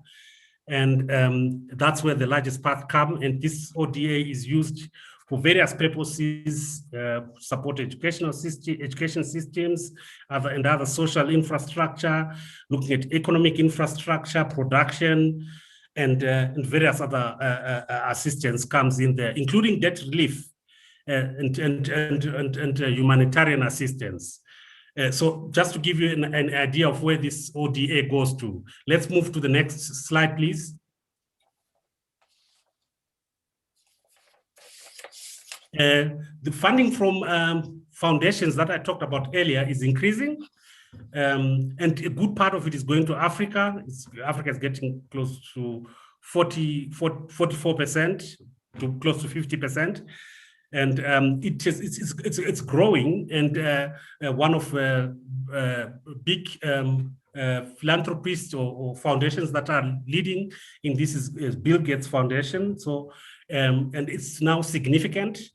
and it's in many cases very linked to the private sector. Let's move on to the next one, please. Right. The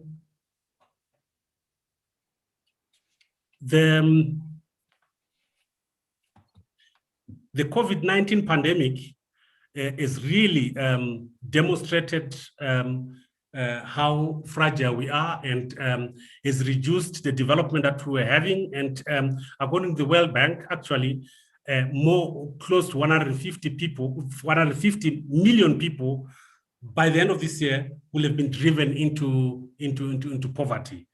And this is a big challenge, which has turned around the clock of development in Africa, and which really calls for us to begin to explore what solutions we can have to turn this around.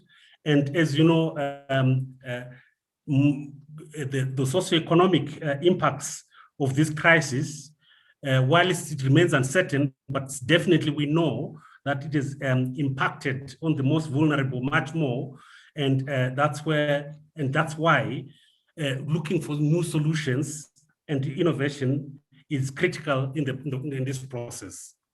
Let's move on to the next one. Right. In Africa, just to give you an overview, in Africa, of course, there's the 2063 agenda. And within the 2063 agenda, innovation is a key component of the 2063 agenda. And in fact, innovation, new technologies are looked at as means of leapfrogging the development of Africa. And within the regional framework also of the UN system, there's the regional coordination framework. Within that, the UN system is prioritized promoting innovation in Africa. And within the context of its, some of the major priority issues that the coordination mechanism is focusing on is digitalization and technology. And that particular area is co-chaired by UN Habitat. And the UN Habitat works then with other UN agencies, but also with various development partners to support innovation across Africa. Some of the innovations, very quickly, my colleague said that he highlighted some of them, but just to give you some examples, and I will not spend a lot of time on this because even the colleagues in the earlier panel gave also some examples of some innovations that have been happening. But within the context of COVID, we have had some innovations around data collection in informal settlements, and here we're looking at the facilities, for example, and the partners active in informal settlements because they're less understood. And the new technology was used, the smartphones were used to collect data, and this has really helped in influencing the humanitarian response to the pandemic. The other tools that have been used, we've been engaged in supporting smart cities. Here in Kenya, there's the Konza city that we were supporting, and in many other countries, I think that was mentioned earlier on, and we have supported new technologies in service delivery. Here, there's the issue of urban mobility through electric borders in Kisumu that we've been supporting, but also in other countries. And in terms of management of public spaces, planning and management of public service places, we've used tools like Minecraft to promote participatory planning. These are some of the initiatives that UN Habitat has been doing, but there are many more. These are just illustrative, and I also would like to cut short on this because earlier on, colleagues from different parts of Africa that were in the panel highlighted some of the innovations that are taking place in Africa. But we all agree that they are not enough. We all agree that they are not enough. And another observation I want to make, in our collaboration with development partners, Wallis have highlighted so many development partners working towards supporting development in Africa, and a good part of the funding is going towards urban development. I want to underline the fact that the funding that goes towards innovation and new technologies is relatively is very little. And of course, this is because there's a challenge of the funders not being sure that these technologies will have the impact they will have. So I'm hoping that through this this discussion that we're having here, we'll get better ideas on how best to then persuade our development partners to put more resources into supporting innovation and technologies for sustainable urban development. Let's move to the next one, please, to the next slide.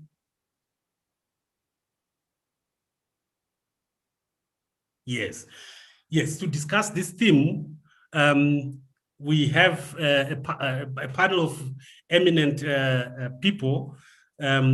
We have here Audrey Gural Nepals, who is the Deputy Chief of the Urban Division of the of AFD, the French Development Agency. We have Jamie Royo-Olid, who is the Urban Development, Sustainable Transport and Digitalization Senior Officer at the EU delegation here in Kenya. He is very passionate about innovation and digitalization and sustainable development. We have Stefan Gemann, who is the Chief Executive Officer of Botna, a foundation in Switzerland. And we have Diwumi Alubin, who is the partnership manager for the Tony Ilumelu Foundation, which is based, I think, is it Nigeria? And I'm very pleased with this panel because we have foundations from both developed and developing countries, and we also have bilateral and multilateral representatives to take us through this session. We have with us three questions that we'll take, we'll discuss this afternoon, and I will move right to the first question, and call our panelists to give us their perspectives on the various questions. I'll start. Question number one is, what are the challenges of sustainability and scale facing innovators in the urban innovation market? Here, we assume that we know that you are funding innovation and technologies in the urban sector, and we really would like you, from your perspective, to tell us what you perceive are the challenges and what you think also are challenges that makes it difficult for you to engage. And also the other way around, instead of talking about challenges only, perhaps also you can highlight opportunities. May I start off by asking Jamie to give his perspectives on this one. And since we have three questions, I'll ask you, please, to give your answers within 3 minutes, so that we are all able to go through the three questions within the time that we have. So, Jamie, over to you. Thank you very much, Thomas. Good afternoon from Nairobi. So I'm Jaime Royo-Olid. I work for the EU delegation here in Kenya. And I was privileged to be able to be spending an hour walking all the way to school to pick up my son with a 4G connection without interruption. And isn't this a fantastic innovation that improves the quality of life in cities? I would like to start saying, basically taking issue a little bit with the notion of innovation. The EU delegation, we work fundamentally with subsidies. We're probably one of the largest donors providing grants, providing subsidies. And that gives us the privilege of not having to follow money to the extent that most other actors would always be seeking for. And this is very important because we can be thinking about other things that matter in terms of the processes of community engagement, the processes in which policies are being made that do matter for the sustainability and the creativity, unlocking creativity of people that otherwise get completely squeezed by the imperative of always having to think first how you're going to extract finance, how you're going to extract money before you're actually co-producing. So I love to hear the people who mentioned before about the notion of co-production. So the first question is innovation for what? And insofar as we are concerned, it has to be for poverty reduction and improving environmental impact. And therefore, if we had this discussion probably 50 years ago on urban development and innovation, people would have been faced exactly with the same challenges as today, yet there has been huge innovation, and yet the fundamental problems remain. And the fundamental problem is one of political economy. So for innovation to be sustainable, it needs to address the political economy. So who extracts the rent in a city? Who is affected by an innovation? What will be disrupted, and who is going to be partnering with you? Who's going to be against? And how will the innovation help the poor have to be addressed outright from the beginning to make it work? I would say the second aspect is that we need to learn from what works. And sometimes getting obsessed about innovating, doing something new, does not necessarily do justice to what actually has been developing to scale. And if we think in the example of housing, I think it would be a very good example to think of South Asia, namely India, concerning how cities address the issue of affordable housing. They're confronted with the similar demographic challenges, similar shortages, rapid urbanization, and they are delivering housing to scale precisely because they are able to work with communities in a co-creative manner through processes such as owner-driven subsidies. I'll give an example later, but basically in India, they can build a house for 1/5 of what the market cheapest house in Africa will be delivering. So it's something worth considering for improving living conditions. And finally, if we think about what is productive from the perspective of the poor people, what is meaningful to their lives, what is productive in terms of their engagement, well, maybe more money will emerge out of them. So it's not always about seeking and following the money, perhaps seeking what is meaningful for people, and then we will find the money, and certainly you find support from the EU delegation. Over, I think I've spoken for the 3 minutes. Thank you very much. That's a profound answer, thinking about what matters to people and thinking what innovation for what. I think that's a very important dimension you've raised. Audrey, would you like to give your perspectives to that question? Good morning. Thank you very much. I'm very pleased to be with you today. Just in a few words, the French Agency for Development, the AFD, the French, I'm sorry. Yeah, Jamie, could you switch your on mute, please? Jamie, thank you. Okay. Perfect. Oh, no. No, you're off mute. Thank you. You still have a problem? Okay. Okay. Go ahead, Audrey. We are the French Agency for Development is a public institution which supports and funds development projects in 80 countries through loans and grants. And half of our activity is in Africa. AFD has an historical intervention in the urban development sector in Africa. We support and fund urban projects in different sectors like waste management, housing, heritage, slum upgrading, or intermediary city programs.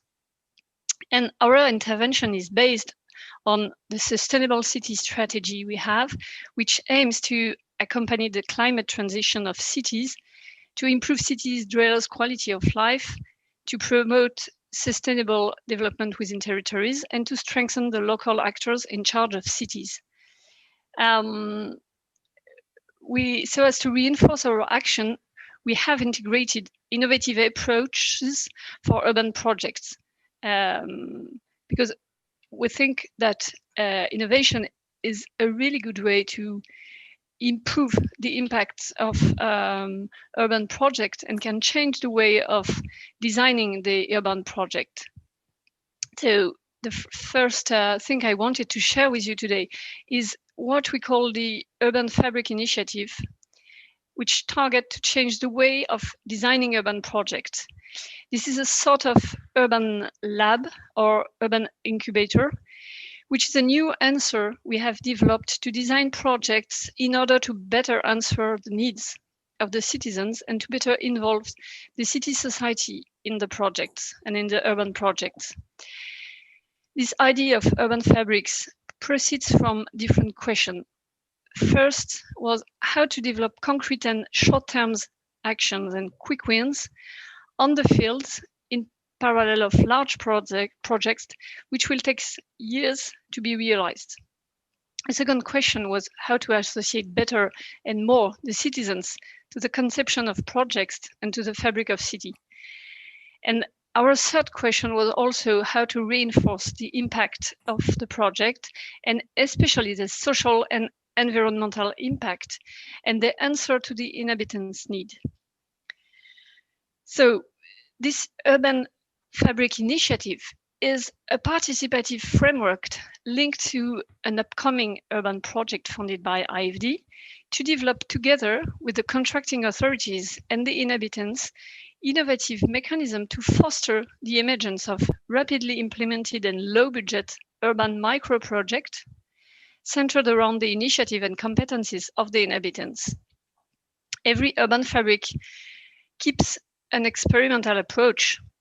Each one is tailored to the local context, and the type of intervention is not defined in advance, but are created according to the needs of the inhabitants and the context. The implementation of each urban fabric can be adapted to the existing governance of the project, and the main topics are public spaces, green areas, sport, cultural amenities, but it can also be linked to urban agriculture projects or to climate change issues or gender issues. The urban fabrics gives opportunity to test new approaches on those topics. How it works, it is funded by IFD by grants. It is led by a specific actor, most of the time by an NGO, that links the contracting authorities in charge of the project and the inhabitants. And it is implemented through call for projects directly targeted to civil society actors like association, individual project bearers, or local entrepreneurs. And it creates small-scale transient or permanent development made through a co-design and a co-construction approach with beneficiaries using local and recycled materials and traditional know-how. I can give you an example because we have this urban fabric has been tested on 2 pilot territories since 2018 in Tunisia and in Burkina Faso. For instance, in Tunisia, this urban fabric is deployed to accompany the rehabilitation programs of the informal housing area. The initial finding on this project was that the project left little room for participation by the inhabitants. The urban fabric translates into a complementary grants given to the project of almost €1 million, implemented by 2 NGOs over a period of 36 months. And the urban fabrics micro project carried out with call for project launched in the neighborhoods benefiting from the rehabilitation. And the areas targeted are sports, sanitation, and development of green spaces.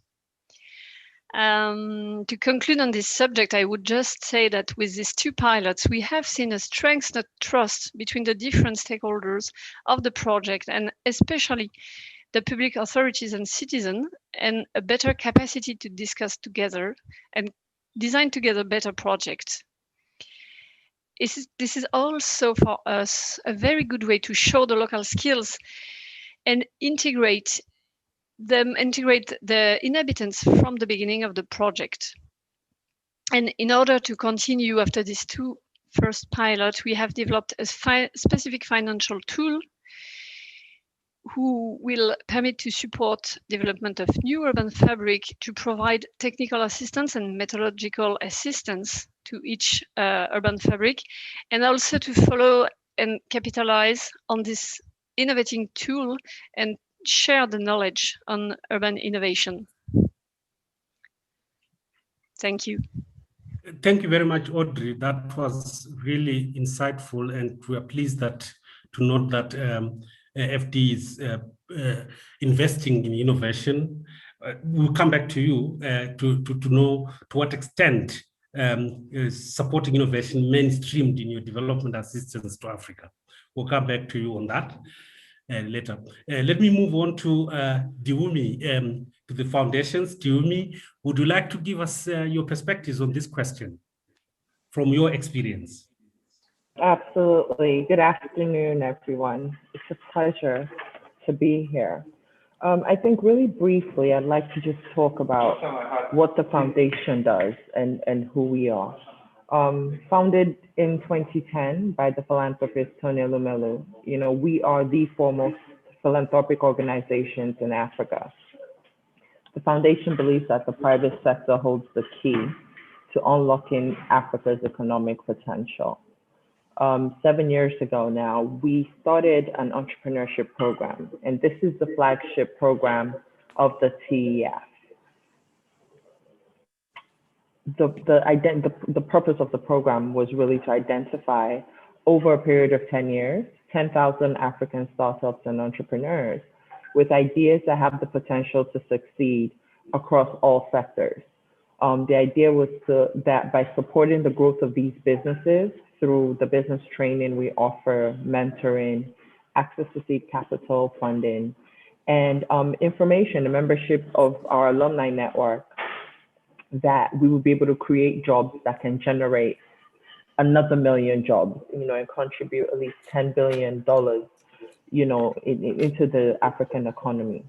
And we do this annually by selecting 10,000 businesses to participate in our program.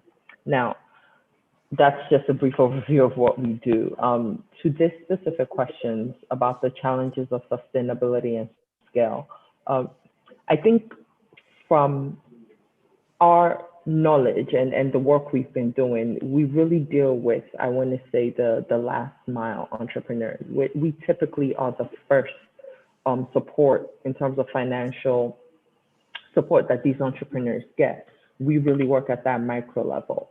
And I think one of the biggest challenges in sustainability and really even innovating in this space is the relativity of this specific issue. With the market and the people we deal with, there really are more basic problems to them, right? They're more pressing issues. They're pressing issues of hunger, access to clean water. These are day-to-day pressing issues. So in terms of trying to build the narrative, right, around urban innovation, there's really sometimes a disconnect in what is the real benefit of challenging this to me as a hungry, Kenyan person who just really needs to eat today, right? So for us, that relativity of this issue, I think, would be the biggest challenge I would want to speak on. The urbanization that requires the urban innovation, right, is literally one of the solutions to the poverty. People are being driven into urban areas for more opportunities, and they are finding some success in that. So to come in and say, oh, we need innovations to address these new problems, again, it will not be top of mind to the person who their relative success is tied to, the urbanization, the cutting of corners and things like that. So when urban innovation issues or challenges, they aren't seen as something that requires an entrepreneur to envision a business structure, to figure out how to monetize the opportunities therein, and to really improve their knowledge around it or seek assistance for it. So at the very base level, the biggest challenge that I would want to just flag is how relative is this to the people it's being sold to, on a broader level. And I think I will stop there just for the sake of brevity. I see Sir Michael Bear is nodding, so I can stop there. Thank you. Okay. Thank you very much. This is a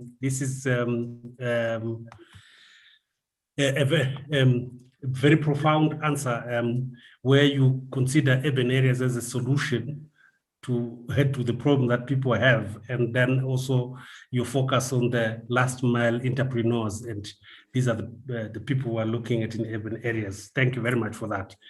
Let's move on to Stefan Geman from Botner Foundation. Your perspective, Stefan? Well, thank you very much, Thomas, and thank you all those who have organized that excellent conference and panel on innovation in practice. So I'm heading a foundation that's engaging on enhancing the well-being of young people within urban state spaces, looking at frontiers in digital technologies. Our understanding of relational well-being is that well-being emerges out of the interaction between oneself through sort of, being connected with yourself, but how you relate to others and how you relate to the environment, with a deep increasing understanding that people's lived experiences is not in sectorial boxes, specifically in urban complex contexts.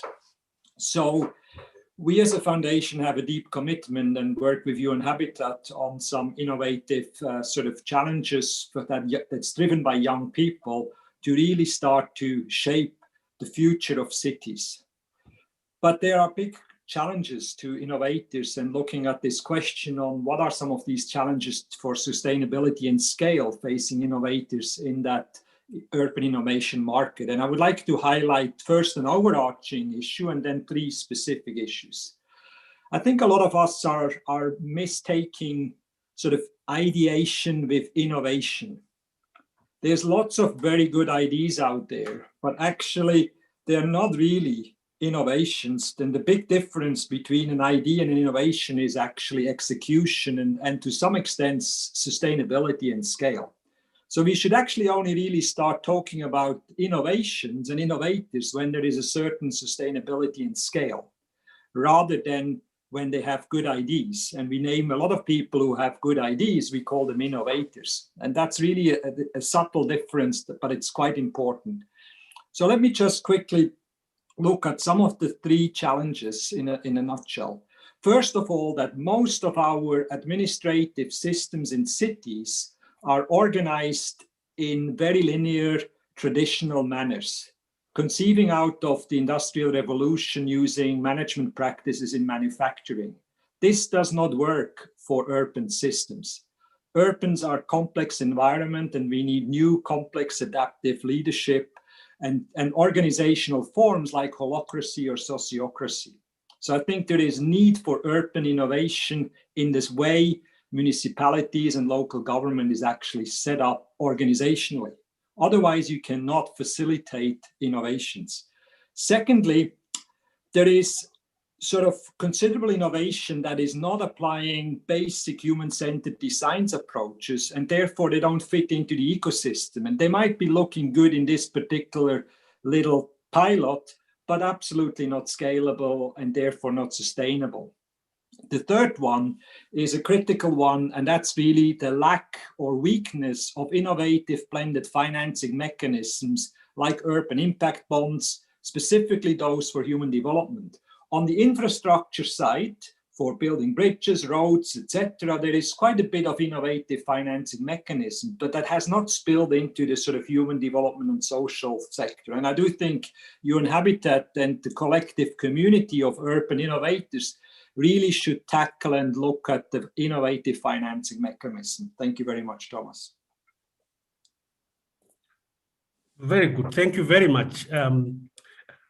One thing I take from what you said, you seem to be saying that the municipal setups as they are now, they are not suitable to, they may not be the optimally structured to support innovation. Very important. And other points that you've raised are equally important. Thank you very much. Thomas, can I just say, just very quick, just looking at the clock, is it possible to combine the last 2 questions in one for a response? Otherwise, I think we're going to run out of time. Mike, I note that, and okay. I was going to ask Jamie and Audrey to answer question number 2, and question number 3, I was going to ask colleagues from the foundations to try to answer it. Right, you're well ahead of me. Audrey, let's move to question number 2. I would like to ask Audrey and And Jamie, to respond to that very quickly, you heard that we're running out of time. So I ask you please to be as concise as possible. How can donors contribute to strengthen the capacity of the cities to leverage on innovations ecosystems? Would you like to have a go at it, Audrey? Yes, thank you. So as I mentioned, we worked for many years with cities and to help them to support to help them in terms of capacity. And cities are key sources of economic and job opportunities, but they're also places of social and inequalities. So we have developed an approach to, we are looking to maximize the economic benefits of urban projects for local inhabitants. And this approach called Job Density aims to improving support given by IFD to local project owner and at financing projects in cities with a stronger positive impact on local economic and development and jobs. The motto of this approach is supporting employment and local economic development through urban projects. And very briefly, this approach is focused on 3 areas.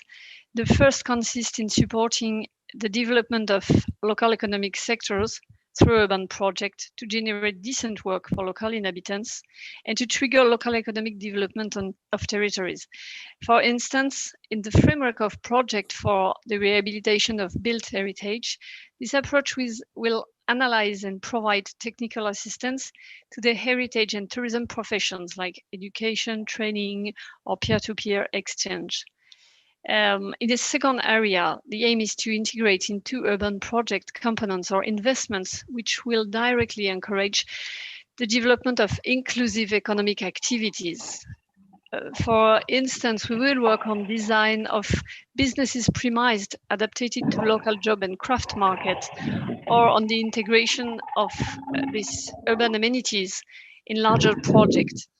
And the third area will consist in generating decent work locally through infrastructures and facilities works.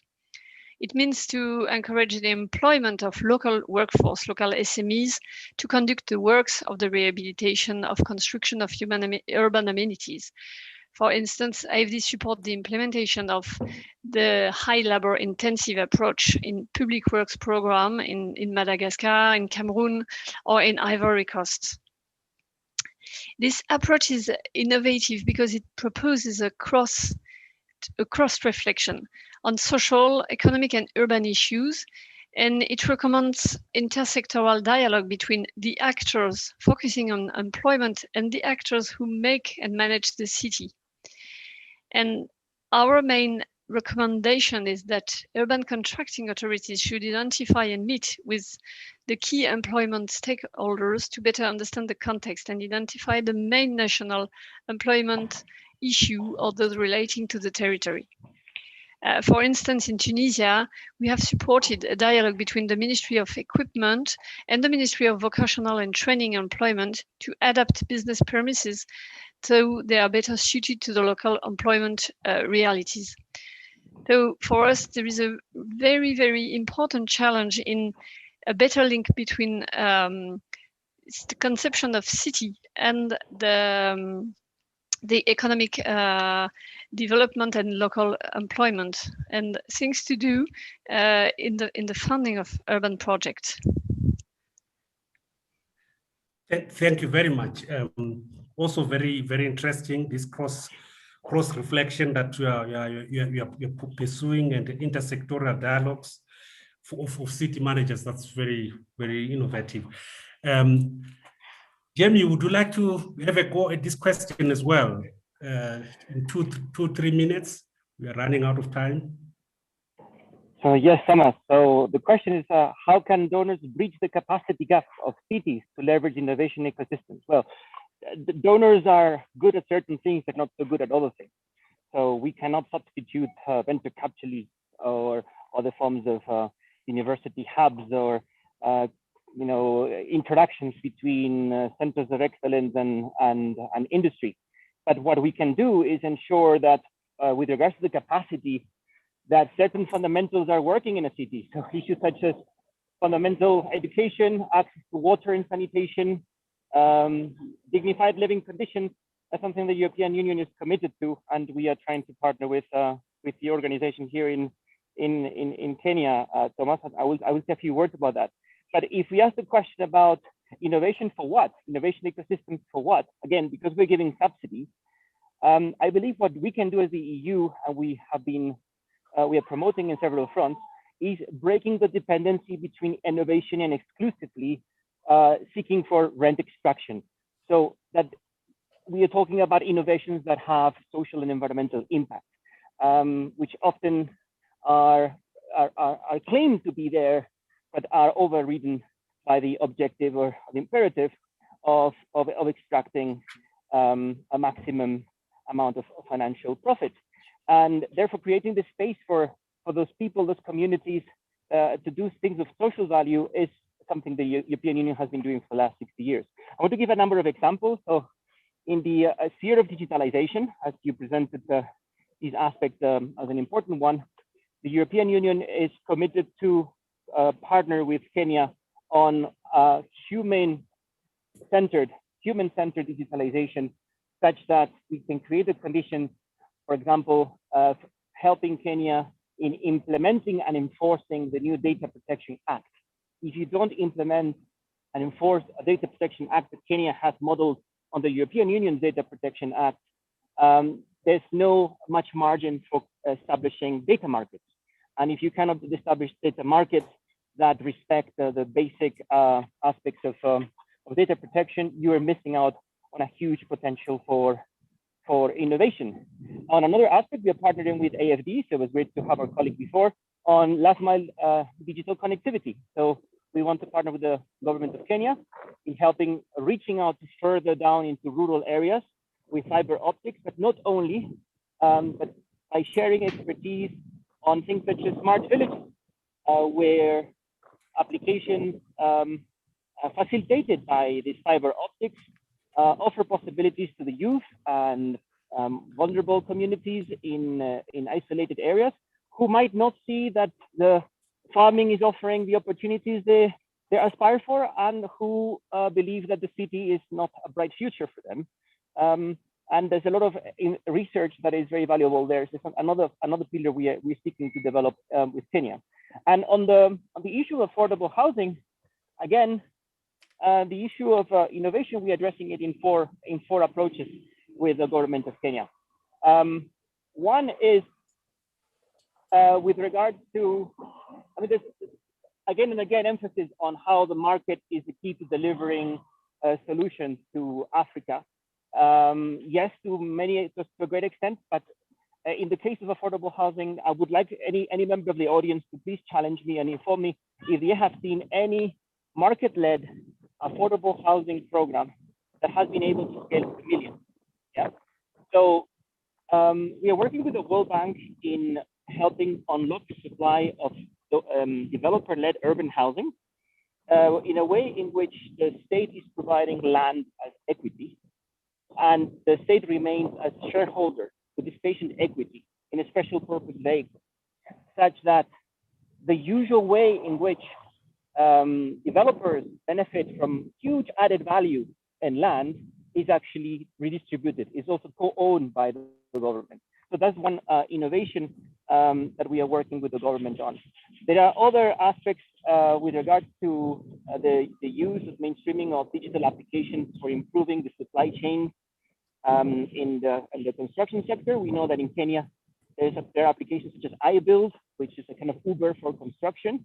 So we're committed to work with UN Habitat, UNOPS, another Habitat for Humanity, Real, and other partners here in Kenya to see how those applications can actually unlock the sector for services for communities and people to deliver incremental housing. Now, again, if we ask the question, what are the innovations for? Usually when we speak about housing finance, we end up with discussions on finance for the sake of finance, as opposed to finance for the sake of producing housing. And we have learned for the last 70 years that incremental housing is the only way in which the poorest people are actually able to deliver in an affordable manner, in a way in which they can avoid the costs of additional financing, that can avoid the problems of mortgages, and as long as they have some form of secure tenure, which is another discussion, we can facilitate that ecosystem. So again, there are a lot of lessons that to be learned from the past. We need to look back into history so that our innovation ecosystem is grounded on things that have worked, and we adapt it and do the fine tuning with the technology. But what we need to avoid, is my final message, is to be in a situation where innovation becomes innovation for the sake of innovation, where we have high level technology just to do the surface of the decoration of the city, and think what are the fundamental political economy aspects that need to be addressed. The European Union believes in solidarity, which is what we try to unlock with our subsidies. Thank you, and over. Thank you very much, Jamie. That was, I'm not going to that. That was a very detailed answer.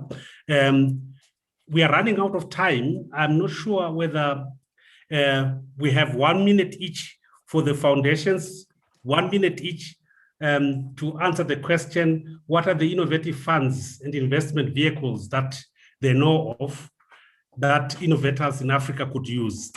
May I ask you, Stefan, to take a go at it? 1 minute, please. Sure, I keep it really quick. So one is we're actually working with UN Habitat and the D School, which is a design school linked to the University of Cape Town, on a Future Cities Challenge Fund that really will focus on young people's well-being and cities innovations. And I think that's sort of an exciting opportunity that is emerging in the coming months and hopefully sort of getting full-fledged. It will start though in Asia, but it will then move into Africa as well, but it involves both Asian and African designers as part of that. And the last bit, just to sort of maybe link to the next the discussion point too, in terms of how donors can contribute, is really risk-taking. Governments, local governments cannot really innovate much with taxpayer money, because innovation brings lots of failure if you really push boundaries. And businesses don't innovate unless there is a really return of investment. So there's a lot of spaces where foundations should take a lot of risk in innovation. They don't do it often. And so we should encourage, if any donor here on that call here, you know, my message is take much more risk as you innovate in urban spaces, because we are the only ones who can really push these boundaries. Because if we have a failure, we learn from it, and that's okay. Thank you. Diwumi, do you want to take your minute, please? Your minute? Yes, absolutely. Just really quickly, I think the key word for me today is when you want to develop any sort of innovative responses to these big challenges, you have to just make sure it's relative. For TEF, what we do is we offer the beginning of a pipeline to success.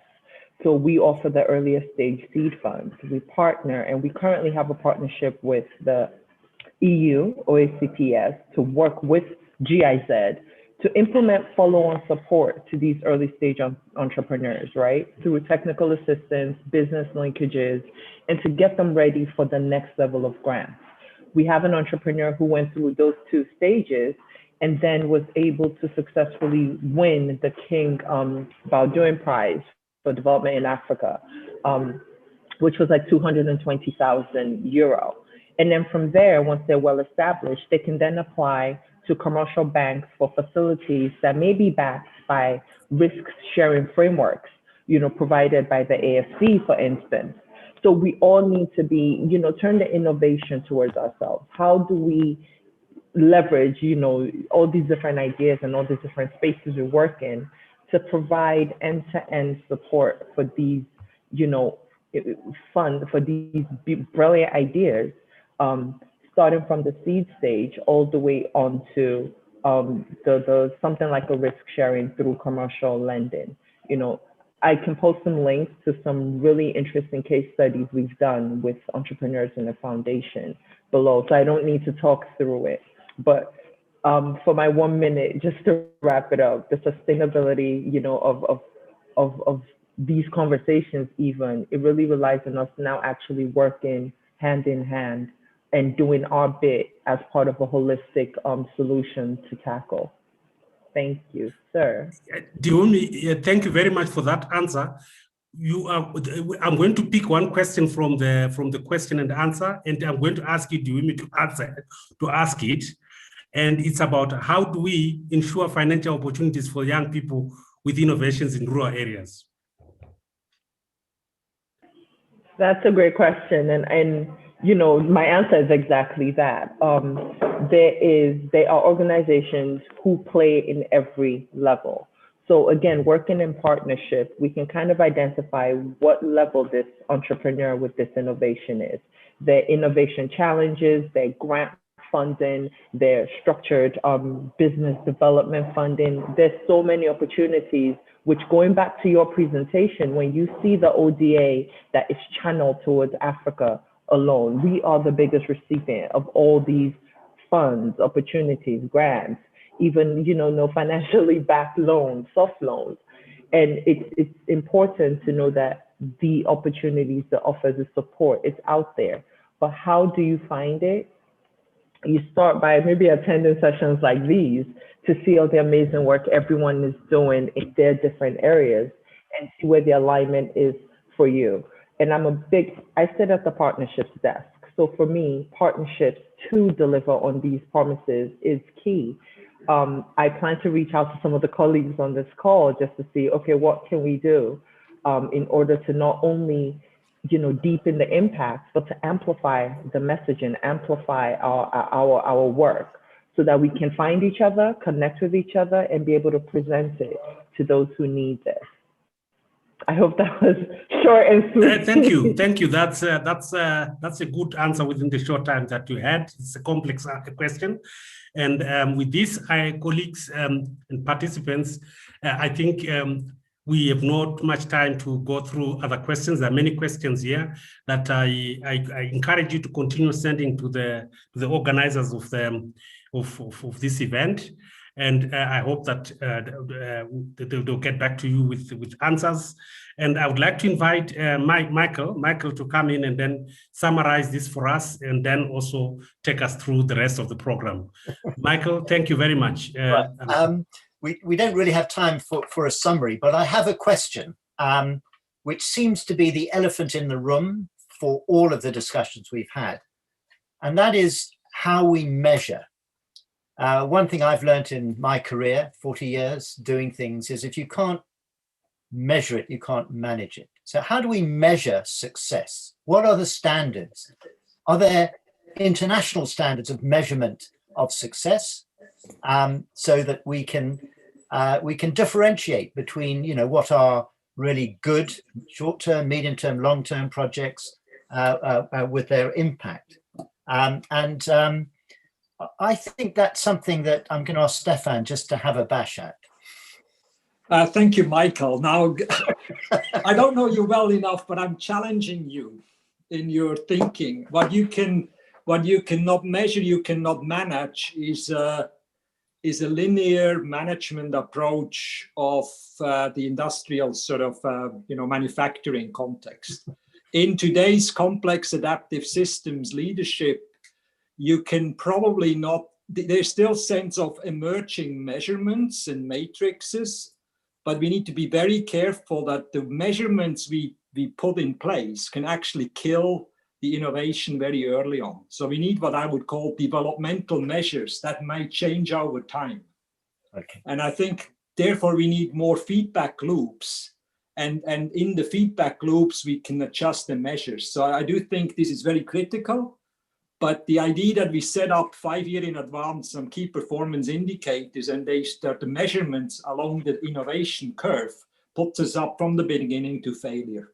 Okay, I think that's a really excellent answer because I was being controversial, and there is a difference, as you quite rightly point out, between measures and measurements. And I think that's putting us straight on that, I think is extremely important. So thank you for that. Thomas, could I thank you and the panelists for an excellent session. I'm afraid time is not on our side, and we have now 5 minutes just to wrap up. I'm going to ask Dr. Eduardo if he has any final reflections on today's event as closing remarks, and then I'm just going to look to see what the next steps would be. So thank you. Yes, Eduardo, over to you. Sir, yeah. Sir Michael, yes. Not to repeat many of the important things that were said here, I would like perhaps to conclude with two, 3 points and one interrogation. The first one, I like a lot the idea that we are dealing with complex systems when we talk about innovation, but we should avoid that the complexity becomes a negative externality to advance in what innovation should be about. Second point is, how do we amplify in our daily work innovation in a way that all of us, we understand we are getting something important throughout this? In other words, how do we reduce barriers, how we do increase opportunities, and how we expand different actors participating in this? Innovation is for what? And I would say for better processes, to change scale, to increase impact, but also to open room for different actors to participate. Something that my colleague Thomas and the discussant mentioned is not only the problem that comes with innovation in the sense that we mentioned, political landscape, financial landscape, societal landscapes that are not ready for this. But to me, the important thing is not how do we finance innovation, but how do we use finance to change the innovation culture. In other words, it's not just a problem of putting money up front to innovate, but how we can create the ecosystem of funding for innovation.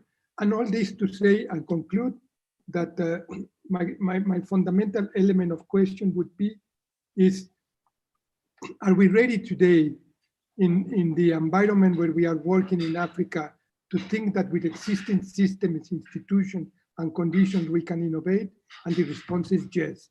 The second question is, which are the next elements that are considered important in a scale, in incremental approach to move towards a more sustainable use of innovation for transformative change? And with this, Mr. Michael, I would conclude. Thank you very much. Well, thank you very much indeed, and particularly very relevant points you've raised there.